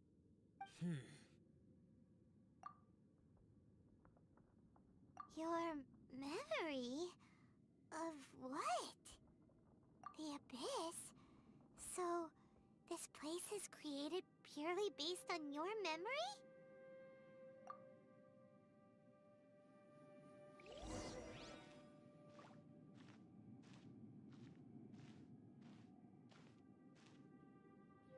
It's getting darker.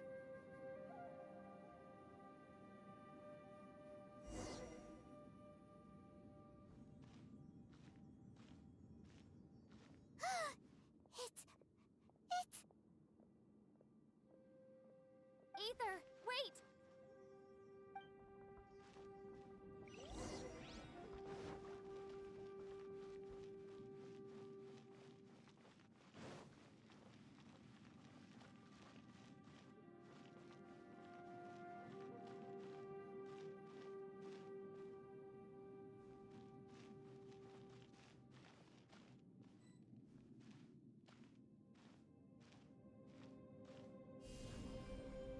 Starfall!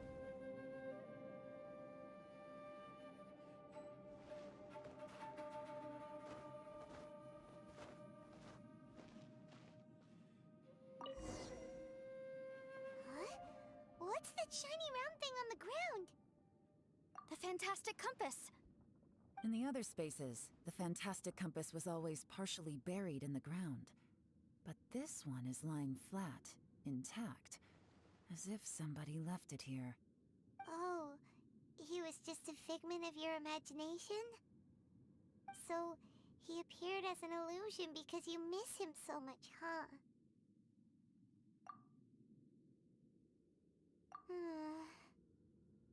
Yenfei, are you sure this is the fantastic compass you're looking for? I think so. There were no pictures in the will, but based on the description, it seems to check out. Yelan? What is it? From the design and build, this fantastic compass looks extremely similar to the catalysts used by my clan. I just need to do this, and... Someone's used this before. There may be a hidden message inside. Let's get out of here and find somewhere safer.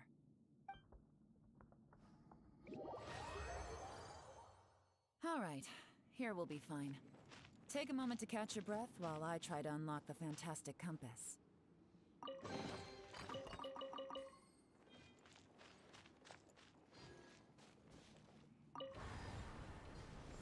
Huh? Bosacius was the leader of the unlike me.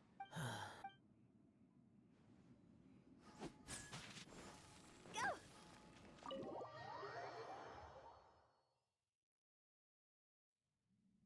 Well, well. This is not what I was expecting. Oh, seems like you've made a new discovery.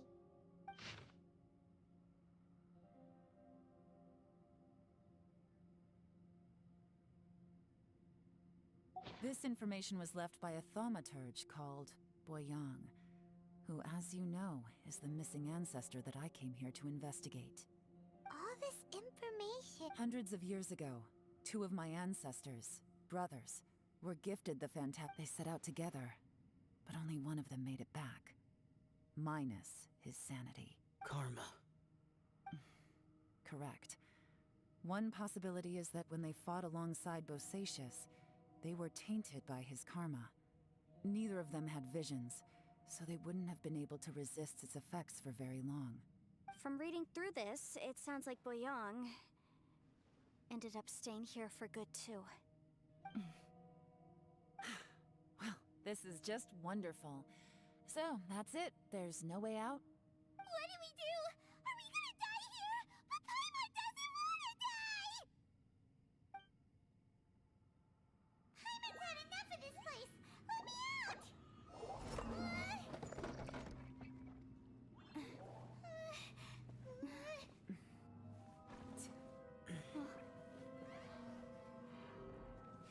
What was that?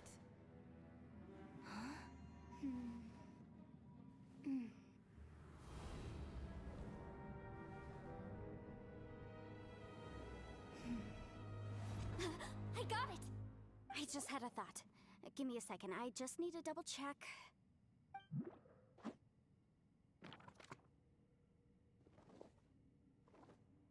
Uh-huh.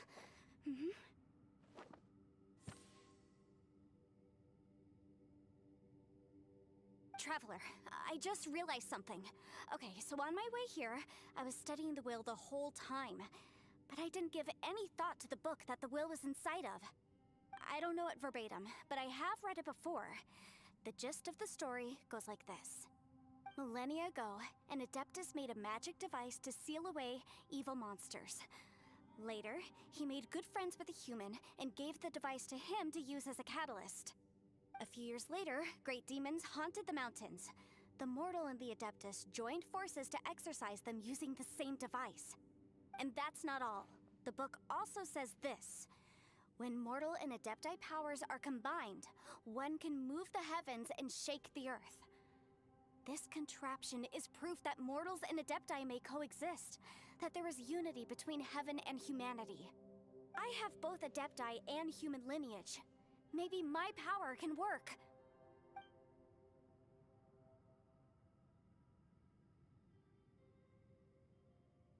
It worked! I mean, the effect only lasted an instant because I'm not strong enough, but still, we must be on the right track. And look! Something seems to have been activated inside the fantastic compass. By heaven's might and the gods of the 5 regions, Yaksha and mortal together take this contraption in hand. That's their voices from when they made the seal. Bosacius and my ancestor. They sealed off this space at the top together. I see. It makes sense now.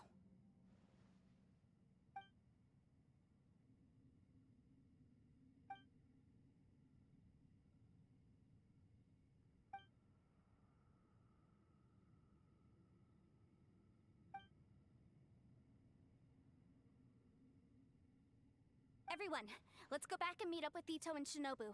I have a suggestion to make. Paimon can barely move anymore. Oh, why can't we get out of here? Paimon doesn't want to die. Paimon wants to stay with you. Paimon, just hang in there, okay? Trust me, there's still hope. Let's go.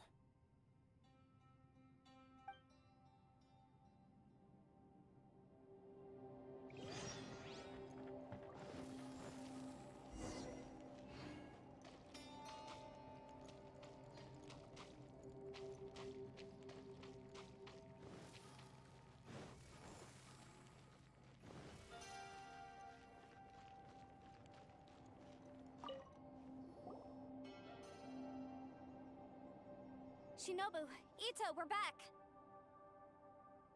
He must be exhausted, because he still hasn't woken up yet.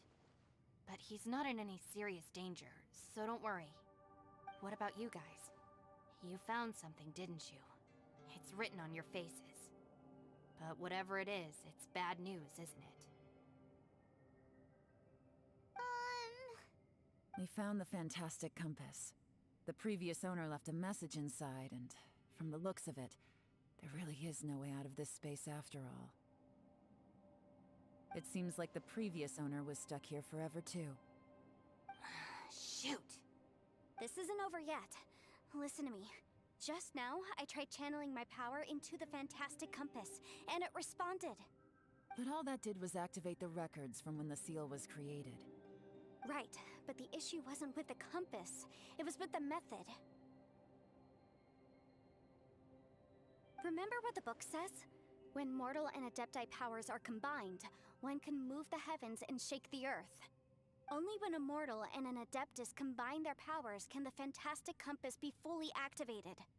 I'm a mix of human and adeptus, so the fact that the fantastic compass responded to me shows that the system is still functional. Lucky for us, we also happen to have a full adeptus and a human with training in the magic arts. Interesting. So that's what was going through your head. So, an Adeptus and a human need to channel their power at the same time? Yes, if my guess is correct, then when both of you put your full power into the fantastic compass, we should be able to completely reactivate it, maybe even reverse it. Last time, it was used to seal the intersection between this place and the chasm. If we can reverse it, then we're home free. Awesome! So there's still hope? You bet. Your idea seems reasonable. Okay, well let's all take a quick break. We'll give this thing a try once we're ready. Oh boy, Paimon's so nervous! Yelan, Xiao, how are we looking? I'm all set. I'm ready. Oh, but Yanfei, there's one thing you might need to mentally prepare yourself for. I'm afraid you probably won't be able to take the fantastic compass out of here. From what I can tell, everything within this domain is the result of disordered space-time and memories. We all came here for different purposes, and everything that's happened here has been in response to our own imaginations and conjecture.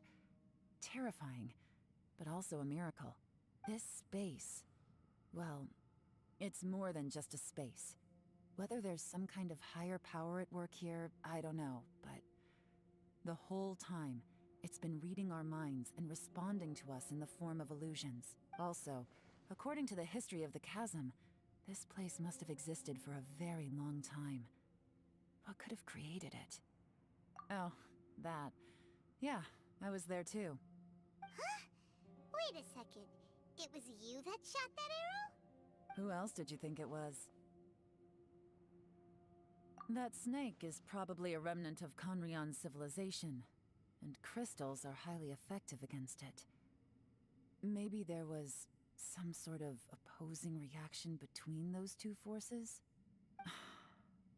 If so, I'm extremely sorry, everyone. It looks like I might be the one responsible for all of this. No! You're just trying to help us and solve the problem!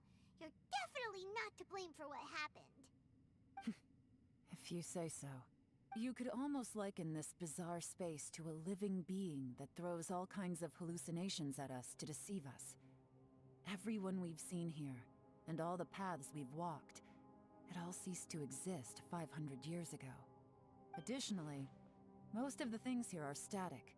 So if we really do manage to escape, then once time starts moving normally again, the fantastic compass will likely disappear. That's actually what I think too. That's precisely why it's such a miracle that we even found the fantastic compass to begin with. This whole thing feels like we're breaking free from our shackles using a spear that by rights should not exist. This is a long shot, but it may be our last chance. So, whose wish was it that summoned this device? Perhaps it was. But maybe there's another reason. Your incredibly strong commitment to your search. It's a shame that we couldn't find your family. But if they were here, I'm sure they'd want nothing more than to see you being rescued from this place. I gotta say, it does intrigue me, the way we all ended up here together. If this is fate, then let's grab it in our hands and turn it around. Leave the boss to Ushi and me. We're ready. Traveler, take care of Paimon. Yanfei, you might need to come closer to me when the time comes. Sure.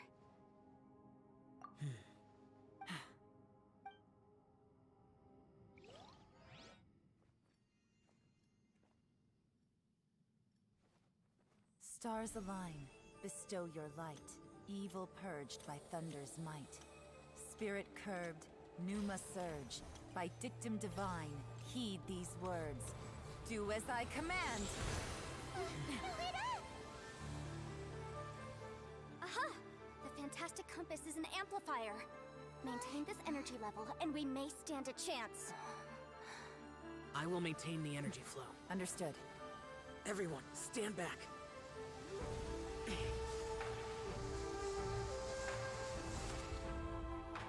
I shall hold the line by sealing the surface. As Yakshas, we must fight for this world. General Elatus, falling in!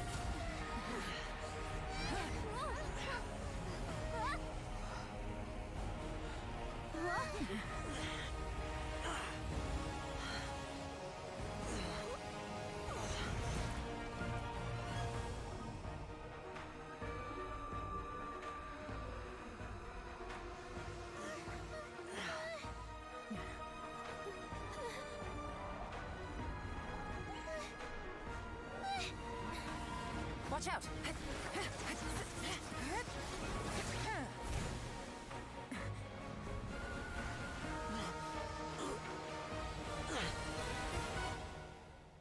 This trip may be dangerous, yet you insist on going. I have guarded this place for several hundred years. Only to seek the nameless Yaksha do I request your approval.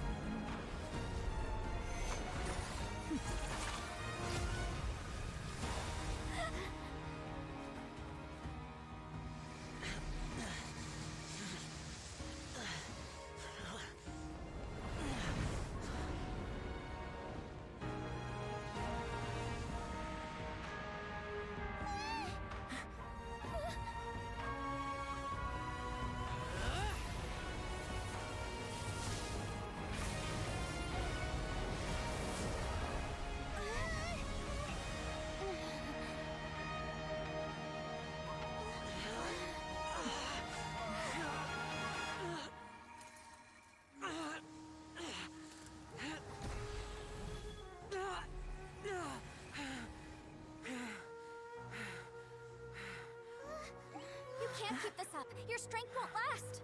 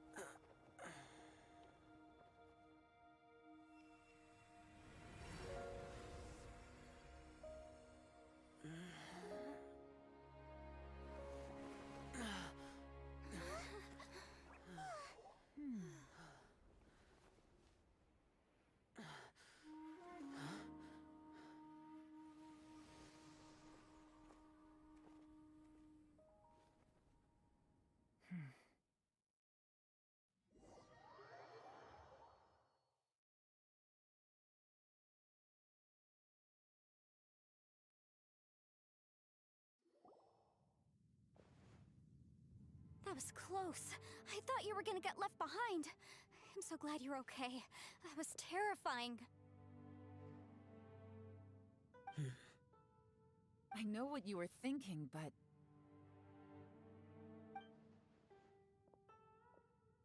Never mind. I know I can't talk you out of a mindset that's been built up over a lifetime. I don't think we were ever going to reach an agreement over the final strategy. But in the end, it was thanks to you that we managed to escape. So, thank you for saving us all. No. I could not have done this on my strength alone. Don't mention it. It looks like everyone got out unscathed, but you all look pretty exhausted. Rest up. There's no hurry to move on from here. As for me, I'm gonna check the area for any unusual activity. She's gone. Paimon didn't even get to say thank you. Maybe Yelan really doesn't believe she made a contribution. It seems like she's convinced Xiao saved us all, including her, and she doesn't know what to say to that. And since it's not easy to persuade Xiao of anything, maybe Yelan's just given up trying to talk to him. Xiao, she's criticizing you. I'm not. You speak only the truth. I have no quarrel with that. I will keep your words in mind. Really? Well, that's great. I count that as quite an achievement. It was a perilous situation we were faced with underground, and it took every single one of us for any of us to make it out alive. I feel lucky that we didn't lose anyone along the way. Hey, so, let's go check on him.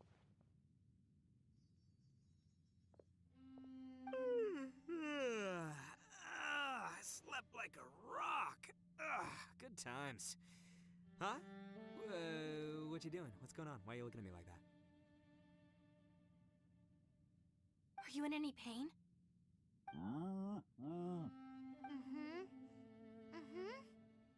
The head? What about it? Is there any brain damage from the impact? You need to tell us if you're not feeling well. You weren't that bright to begin with, so if we add brain damage to the equation... Oh, brother. The heck are you guys talking about? I'm fine. I had an epic power nap, and now I feel like a million more. Huh. I feel like I'm forgetting something, though. Oh, yeah! Wait, weren't we underground? How did we get back up here? It's a long story. We'll fill you in later. Ito, we're indebted to you, Shinobu, and Ushi. We couldn't have escaped this predicament without your help. I'm the reason you all got caught up in this. Please accept my apologies, and let me find some way to compensate you for the trouble. Crazy talk! You helped us first! Of course we're gonna return the favor. Hey, if it weren't for you, we'd still be in a Liyue jail cell right now. That's not quite correct. You'd be in jail, not me.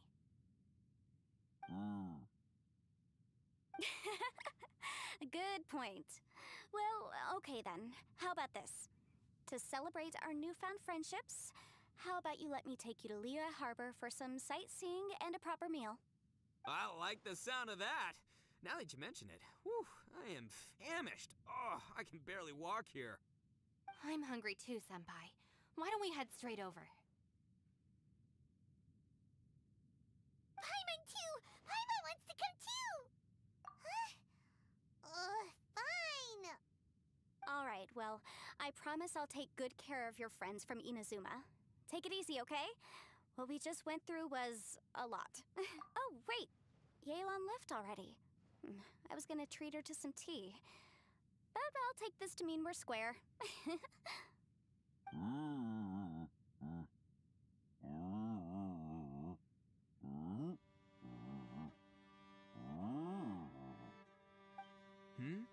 Oh, yeah? Is that right? Wow. Okay, I'll let him know.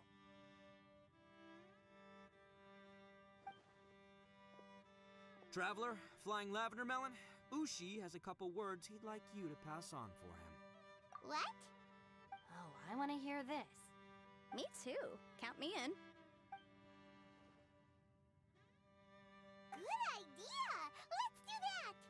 Paimon I never would have guessed that Ushi was so gentle and thoughtful.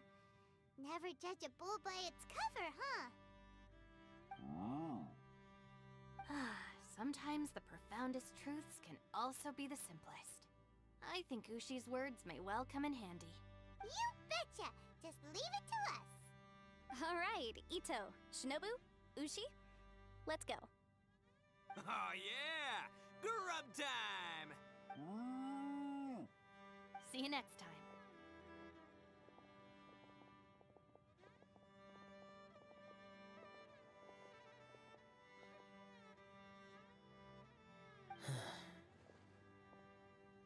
Finished taking care of business? Oh, there wasn't any business. We were just saying goodbye to our friends. You're still here. I saw the two Inazumans leave with Yenfei, heading towards Liyue Harbor. Aren't you going with them? We still had some stuff we wanted to say to Xiao. I figured as much. I've checked the area. Nothing strikes me as out of the ordinary. Looks like this chapter has come to a close. Now, I just need to take care of the confidentiality issues. Let's hope our friends from overseas can keep their mouths shut. For their own sakes. We got it! We got it! We'll make sure they don't say anything. Please don't hurt them. Oh. You figured me out, huh? All right, I'll quit pulling your leg. Everyone really rose to the occasion this time. I won't ever forget what we went through. Where could that strange space have come from? And how has it existed down there undetected for so many years? I have to investigate this further. I have a feeling that whatever lies behind all this runs deep. Maybe so deep that no one can be allowed to know. Also, I think someone helped us out at the last minute. They did a good deed, of course, but somehow I couldn't tell anything about them. It must have been someone of great importance. Anyway, these questions will have to wait for another time. I have some follow-up work to do and reports to make. So it's back to Liyue Harbor for me. See you when I see you. Bye, Yelan! You knew I was waiting for you? Really? There's somewhere I want to go. If you have the time, you can join me. Where is it? A place that has to do with the Yakshas.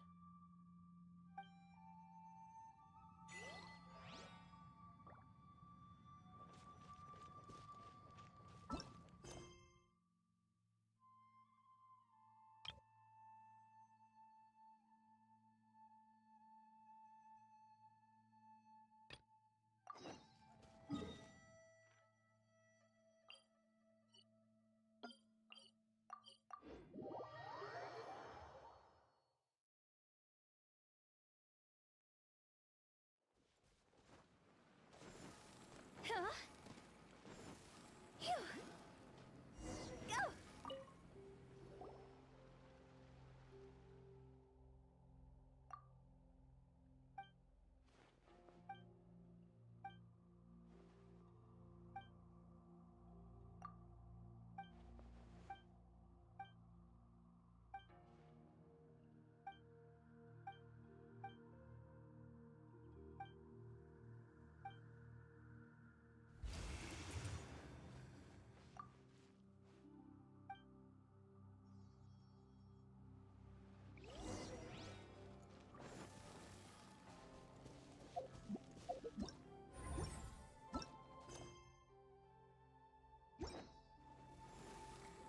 Absorption test. Know my sword. Rain outlines your fate.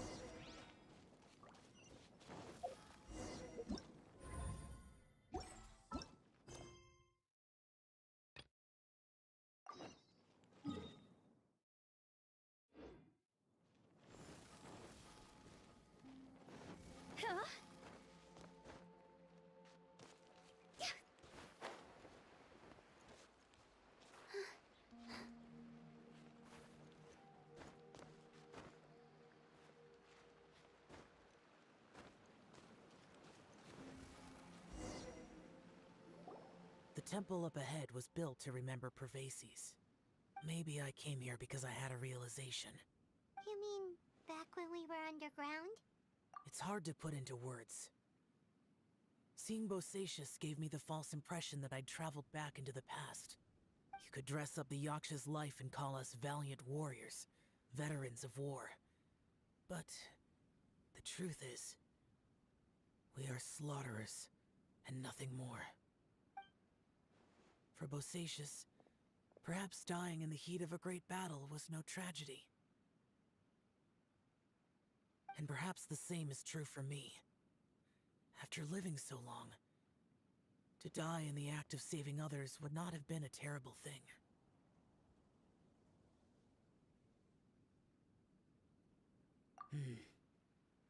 So maybe these thoughts are my own form of insanity. Hey, don't say that.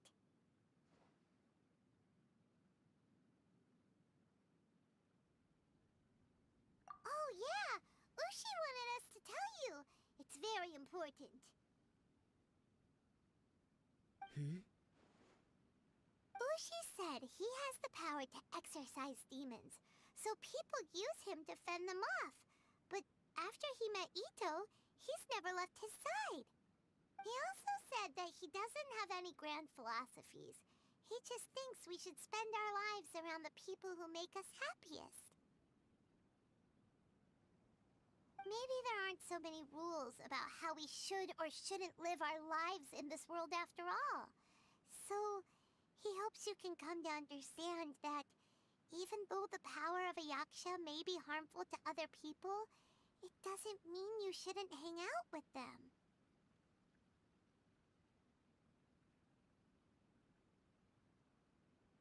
Yep, like people with visions. They have more resistance against your power, right? Well, anyway, there's loads of people out there who really care about you. Suddenly you sound a lot like Bosacius and the others. They used to talk about how they hoped to live a mortal's life once the world was at peace. I think I was the only one who didn't think that way. The Bosacius recorded in the Fantastic Compass had lost his sanity. He addressed the people around him as Alatus, Menogius, and others. These are the names of the 5 Yakshas. I am Alatus, and Menogius is General Capesus. The others are Bonanis, or General Chisapis, and Indarius, or General Musatus. I heard that people call the 5 of us Yakshas, the Guardian Adepti. Bosacius and Yelan's ancestors stayed underground to the end. So that space must have read their minds in their last moments as they approached death. Yelan was right in everything she said. Both of our proposals had their drawbacks, and both were sensible suggestions. But the power of that space was far beyond all of us. I couldn't have done all I did without everyone's help. Even in the final moments, it took every bit of my power to break free from that place. Well, Paimon still thinks you were amazing. Yanfei and Yelan are correct. I always prepare for the worst-case scenario. This mindset is deeply rooted in me. Even so, it was the most optimistic solution I could think of. If Rex Lapis hadn't saved me in that moment, I don't think I would have been able to escape.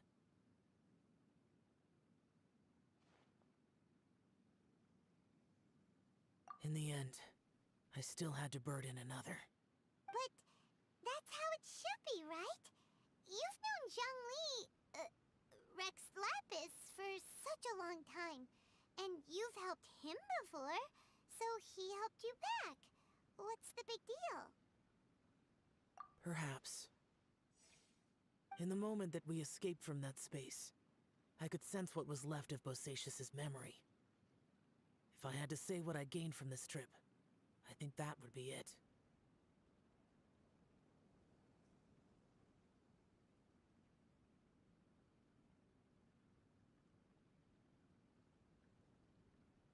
It's good that one more person will remember him.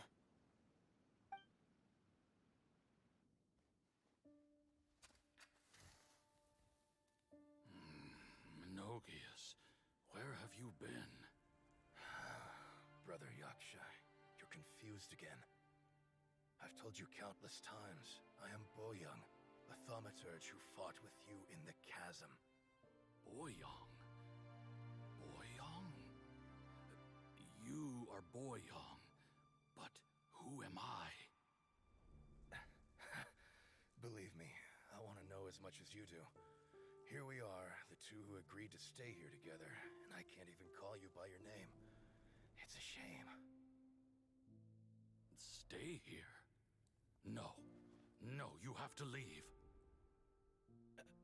Nonsense, Brother Yaksha. We're down here for good now. Don't you remember? It's too late to have regrets. The seal can't be broken. The seal. Ah, yes. I'm a Yaksha who came here to fight. Brother, are you okay? Look at the state of me. I don't think I've got long now. We're the only two left. Don't go dying on me. You know, today I saw my family down here. Clear as day. What do you think? Am I losing my mind now, too? Boyoung, do you want to go home? I made my decision to leave Zhongzhou up on the surface. I obviously... Of course I want to go home. I must have family too. You mean brothers and sisters? I'm sure you do. Brothers and sisters. Yes, but who am I? And where is my family? Brother, what's wrong? Hang in there. It's just you and me. Don't die before me. Alatus, is that you? Who's Alatus? Your memory's going again. I'm sorry. You all have to see me in this state. Brother! Look, there's someone over there. Who are they? They're my... I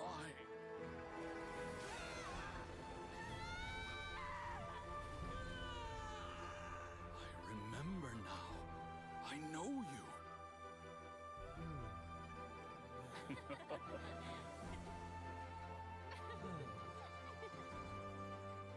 My brothers and sisters have come for me, Boyoung. You're awake? At least tell me your name. Brother Bosacius. Hey, Bosacius. Bosacius. I am Bosacius, and my destiny is to make the ultimate sacrifice.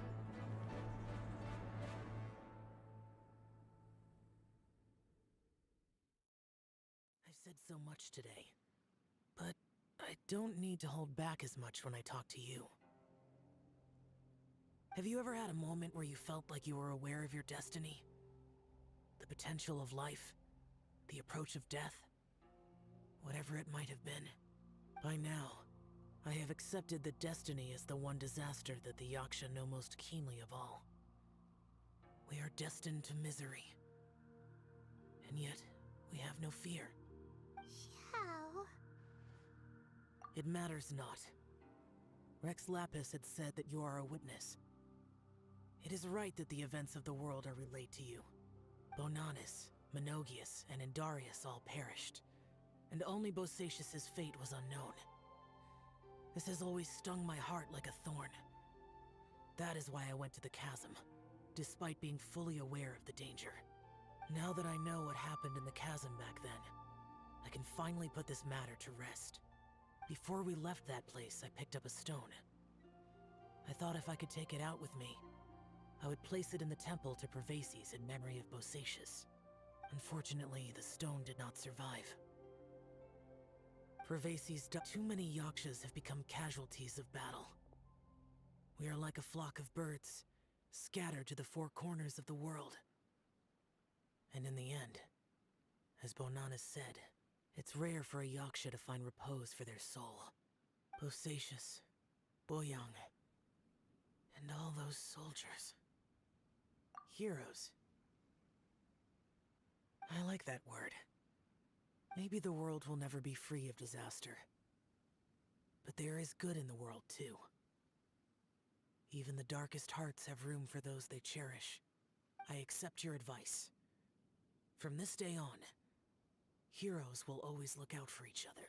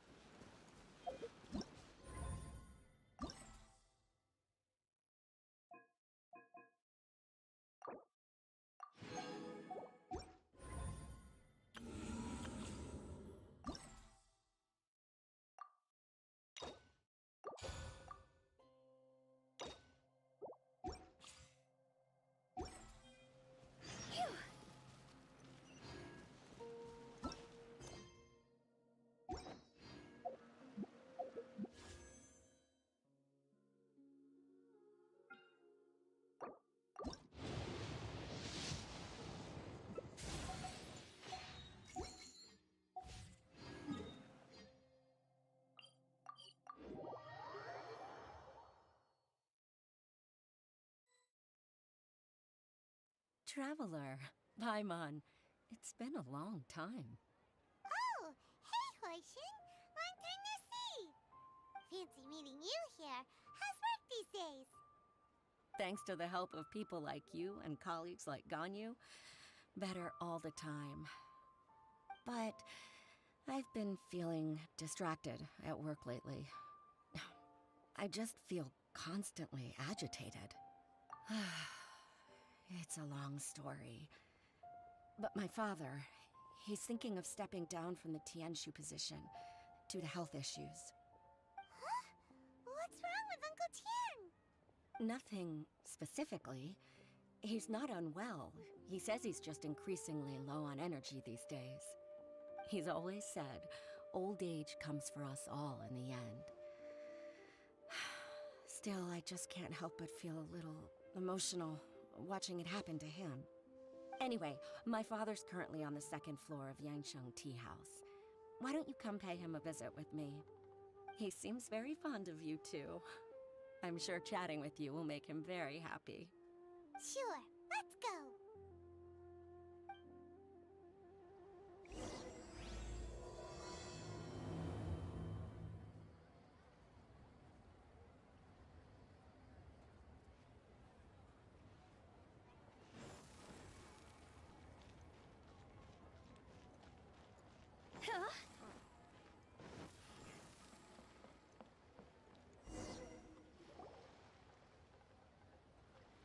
Uncle Tian, we're here to chat with you.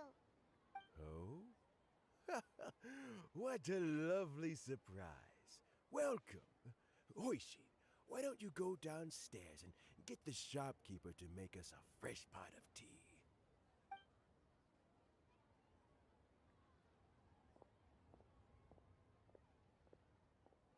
I heard that you've been traveling all over the place recently. I would very much like to hear your adventure stories.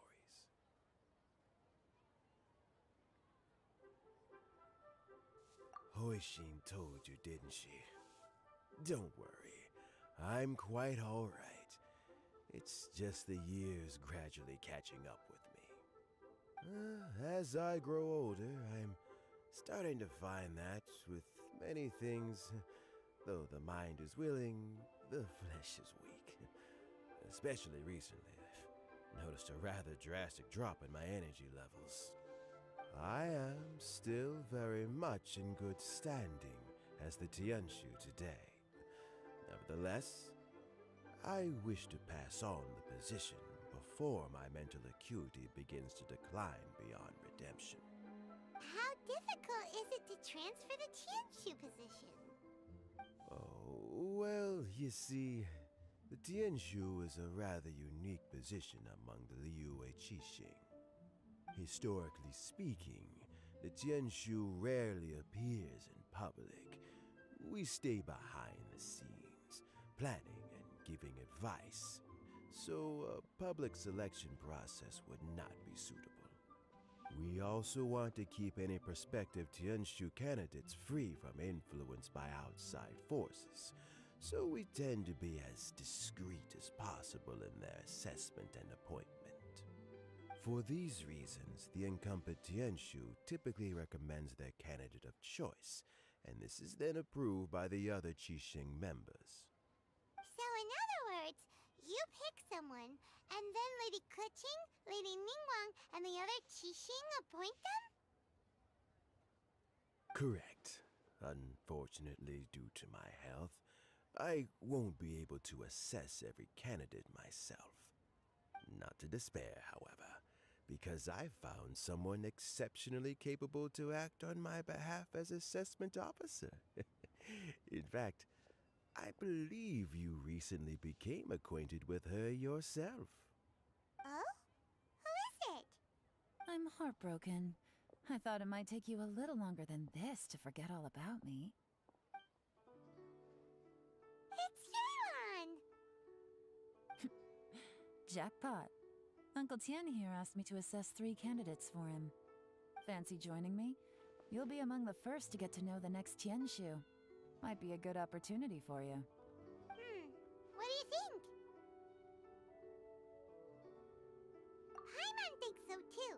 It can't be a bad thing to be on good terms with a new Qixing, right? Alright then. Though, I gotta say, Uncle Tian, you say you're into behind-the-scenes planning? My work's of the covert variety too. Don't you think I might make a good Tianshu? Huh? Yelan, you want to be the next Tianshu? I'm not opposed to the idea, but I suspect Ningguang wouldn't let you go very easily after how long you've been working together.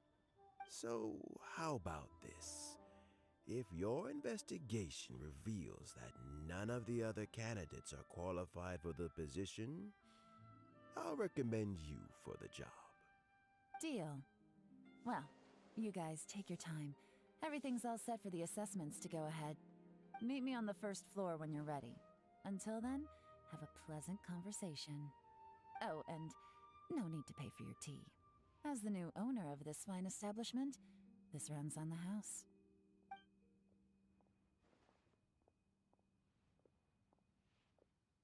You're all set? Uncle Tian seems really worn down. It's like all his energy's gone. Yeah, it may sound harsh, but Uncle Tian is past his prime. He's not cut out for this anymore. So he's recommended 3 candidates. Their names are Qinwei, Mingbo, and Zhi. Qinwei is a wealthy entrepreneur. Mingbo works at the Liyue Ministry of Civil Affairs, and Zhi is focused on study and travel. Try to keep all that in mind. Of course, it doesn't really matter if you forget, since we'll be assessing them at Yuehai Pavilion in a short while. Qianwei, Mingbo, Zhi. Paimon should be able to remember their names, but what does the assessment involve exactly? Let's leave that until we get to Yuehai Pavilion. All right. Heads in the game, people. The stakes don't get much higher than a change in the Qixing. We can't afford to miss anything, no matter how small. Got it. We'll keep our eyes wide open.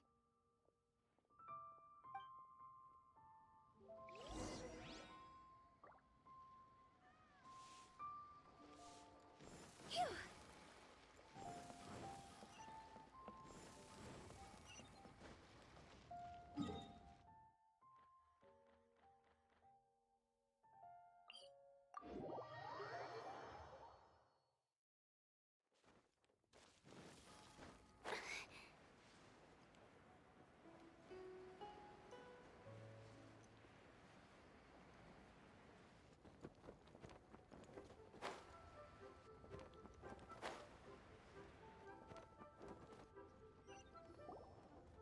My legs are getting sore.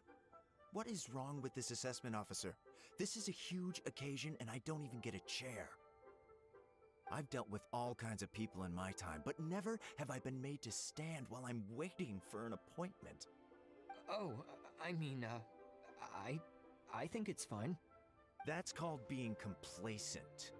If you're happy to just accept the way things are, you'll never be able to change anything in the future. Oh, come on.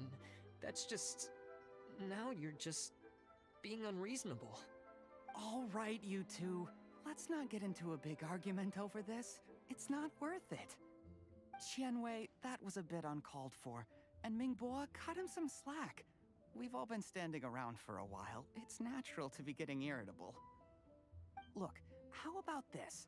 There's no rule saying we're obliged to stand up while we wait, so why don't we borrow some chairs from the guild nearby? Fine. They're not the best quality chairs, to be sure. But under the circumstances, it would be better than nothing. It looks like all 3 candidates have arrived.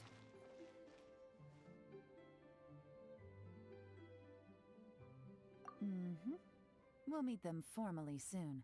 Before that, let me run you through the assessment process. I've split it into 2 stages: current affairs and planning, and face-to-face interview. In the first stage, candidates are required to submit a manifesto for Liyue's development. In the second stage, we will ask them some questions in person. Writing a manifesto takes time, so I informed them of this requirement in advance. These are the reports they submitted. Wow, one of them is really thick. It's also worth mentioning a stipulation I gave them. Whoever is appointed as the new Tianshu will be expected to implement their plan as put forward in their manifesto. Failing the occurrence of some cataclysmic event, they will not be permitted to change their plan. Therefore, these 3 piles of documents in front of us represent where each candidate stands on key policy issues. There's still some time. Have a skim through, get a first impression of what each person's proposing. I'll be waiting off to the side. Just let me know when you're done.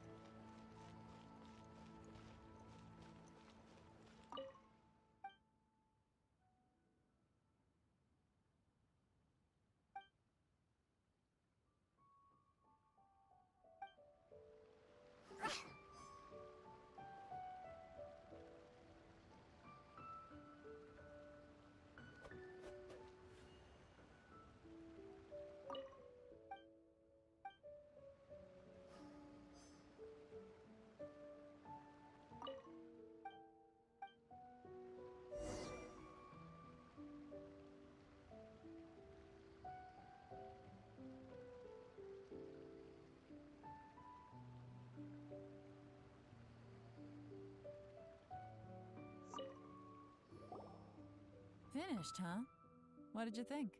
Everyone took it very seriously. Of course they did. They have the chance to be picked as the new Tianshu, so you can bet they're putting their best foot forward. And keep in mind, whoever gets in has to execute their plan as written. Nobody wants to have any regrets.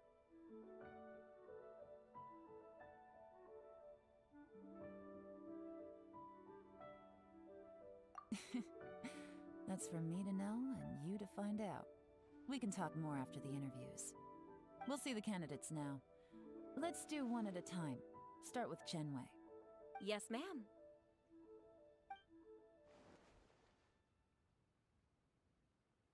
Oh? So you 2 are the assessment officers, are you? I had assumed that given the great import of this situation, Lady Ningguang would perhaps be assessing us in person.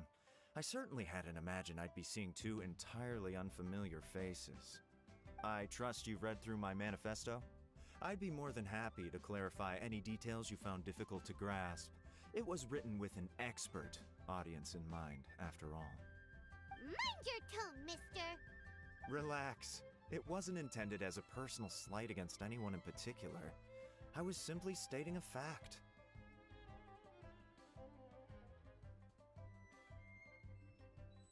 cloud retainer?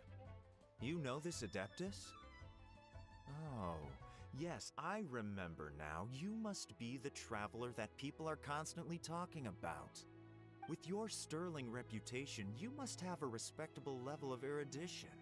Perhaps you will be able to understand the concepts I have put forward. Yeah, although I shouldn't get my hopes up. Oh, is it my turn? Yes. Please introduce yourself. I'm, Mingbo. I work in the Ministry of Civil Affairs. I've worked there for, 9 years, 5 months, and 3 days. In that time, I've handled, 2,347 cases. I have 12 active cases at the moment. They should be concluded in, 16 days? My current work is related to urban planning, and I'm also responsible for, auditing the accounts. To be more precise, there are 3 parts to the accounts, namely... Is it just Paimon, or is he not very good at public speaking? You know what? Let's leave the self-introduction there and move on to some questions. Oh, okay. Sorry.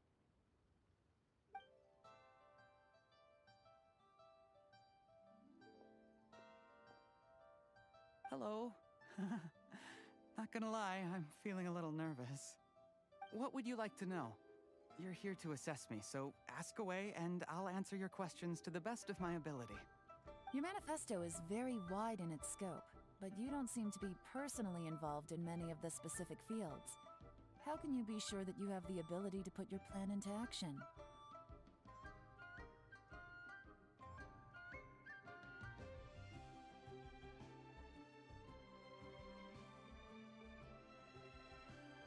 Very fair question. I completely understand where you're coming from. But I'm confident in my plan. I've visited many different places, talked to lots of people with far more expertise than myself, and my manifesto is the conclusion of these efforts. Of course, 2 different problems can be interconnected in very complicated ways, and you might reach 2 very contradictory conclusions depending on which one you're focusing on. What I've tried to do is strike a balance. In other words, present an optimal solution to all the problems as a whole. How do you plan to determine whether you are right or wrong about your proposed solution being the optimal one? A great question. Well, I'd start by having my colleagues and the secretaries of the Yuehai Pavilion evaluate any proposals before implementation. Post-implementation, it would all come down to the results. If it turned out that my judgment was to blame for poor results, I would take responsibility. Nice answer. All right, next question. He seems like a great guy. Everything he said was thoughtful and logical, and Here's my take on what we just learned. As you saw, Qianwei is highly knowledgeable. He proposes many excellent ideas in his manifesto which effectively target the big issues. But he is very proud and incredibly stubborn. He doesn't care much about other people's feelings. Mingbo's plan is more thorough and more measured. You can tell he's meticulous in his work, very detail-oriented. But he and Qianwei are otherwise polar opposites. Mingbo is not very articulate and comes across as very timid in conversation. perfect summary. Paimon couldn't agree more. You're good at this, yelan.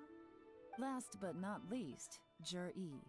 His manifesto is full of pertinent details, his methodology is sound, and his proposals cover a broad range of fields, which is quite a rare feat. The depth he goes into in each and every area means it can only be a product of painstaking work. Plus, he is modest and good at dealing with people. But what really interests me is that many of his views happen to coincide with Uncle Tien's. Having someone like Zhi take the position would certainly put Uncle Tien's mind at rest. Great! We'll see. Let's go back and report to Uncle Tien.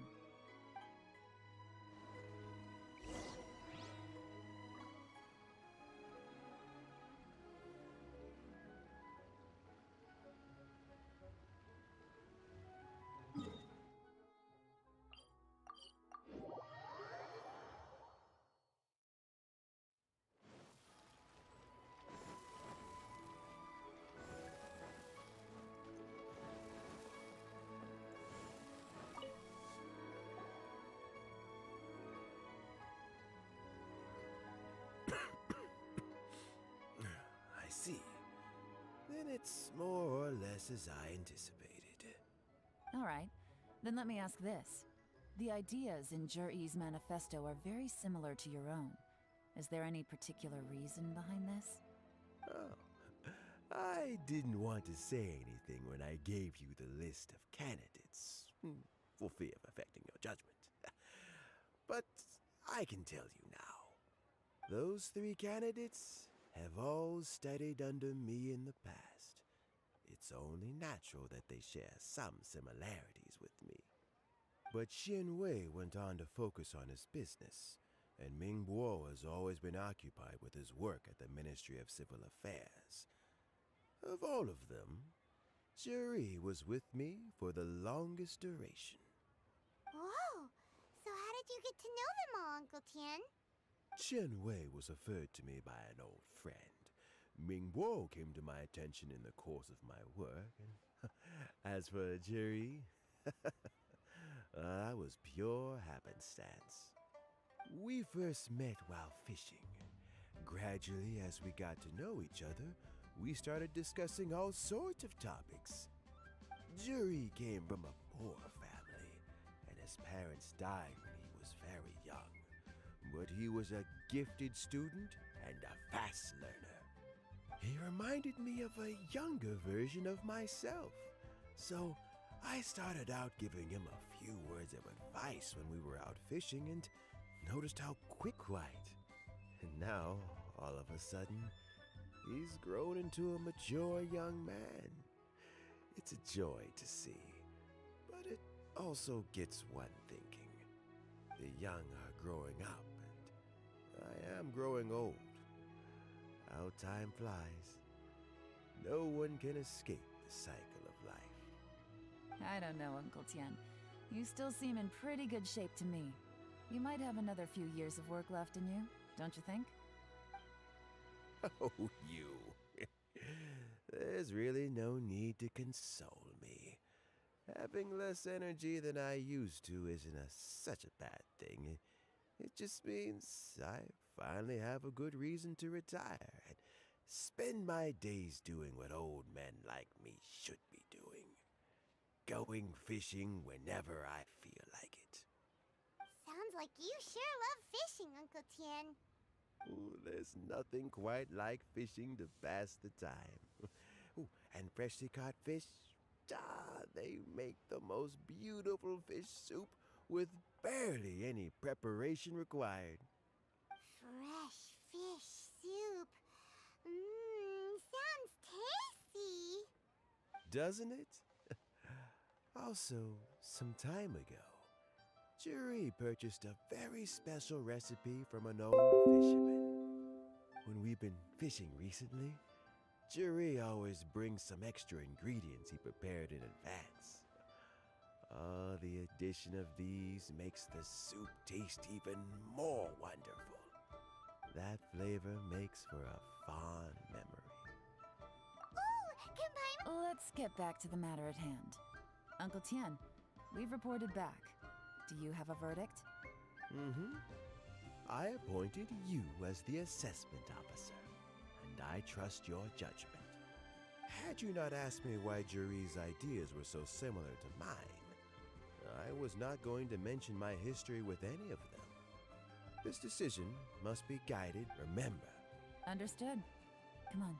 Bye-bye, Uncle Tian.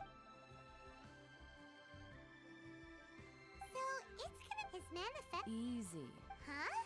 No, nothing like the biggest no-no in intelligence work is to, for example... Yes? Lady Yelan, what are your... Did they scare you? These two, as my trusted assistants, they are always standing guard nearby. Shanghua is a bit... That meathead must... Nothing. Shanghua, visit all the... Yes, ma'am. So what about Juri? Jur-E. Well, obvious. Let's go to the docks. If we're looking for... He does business...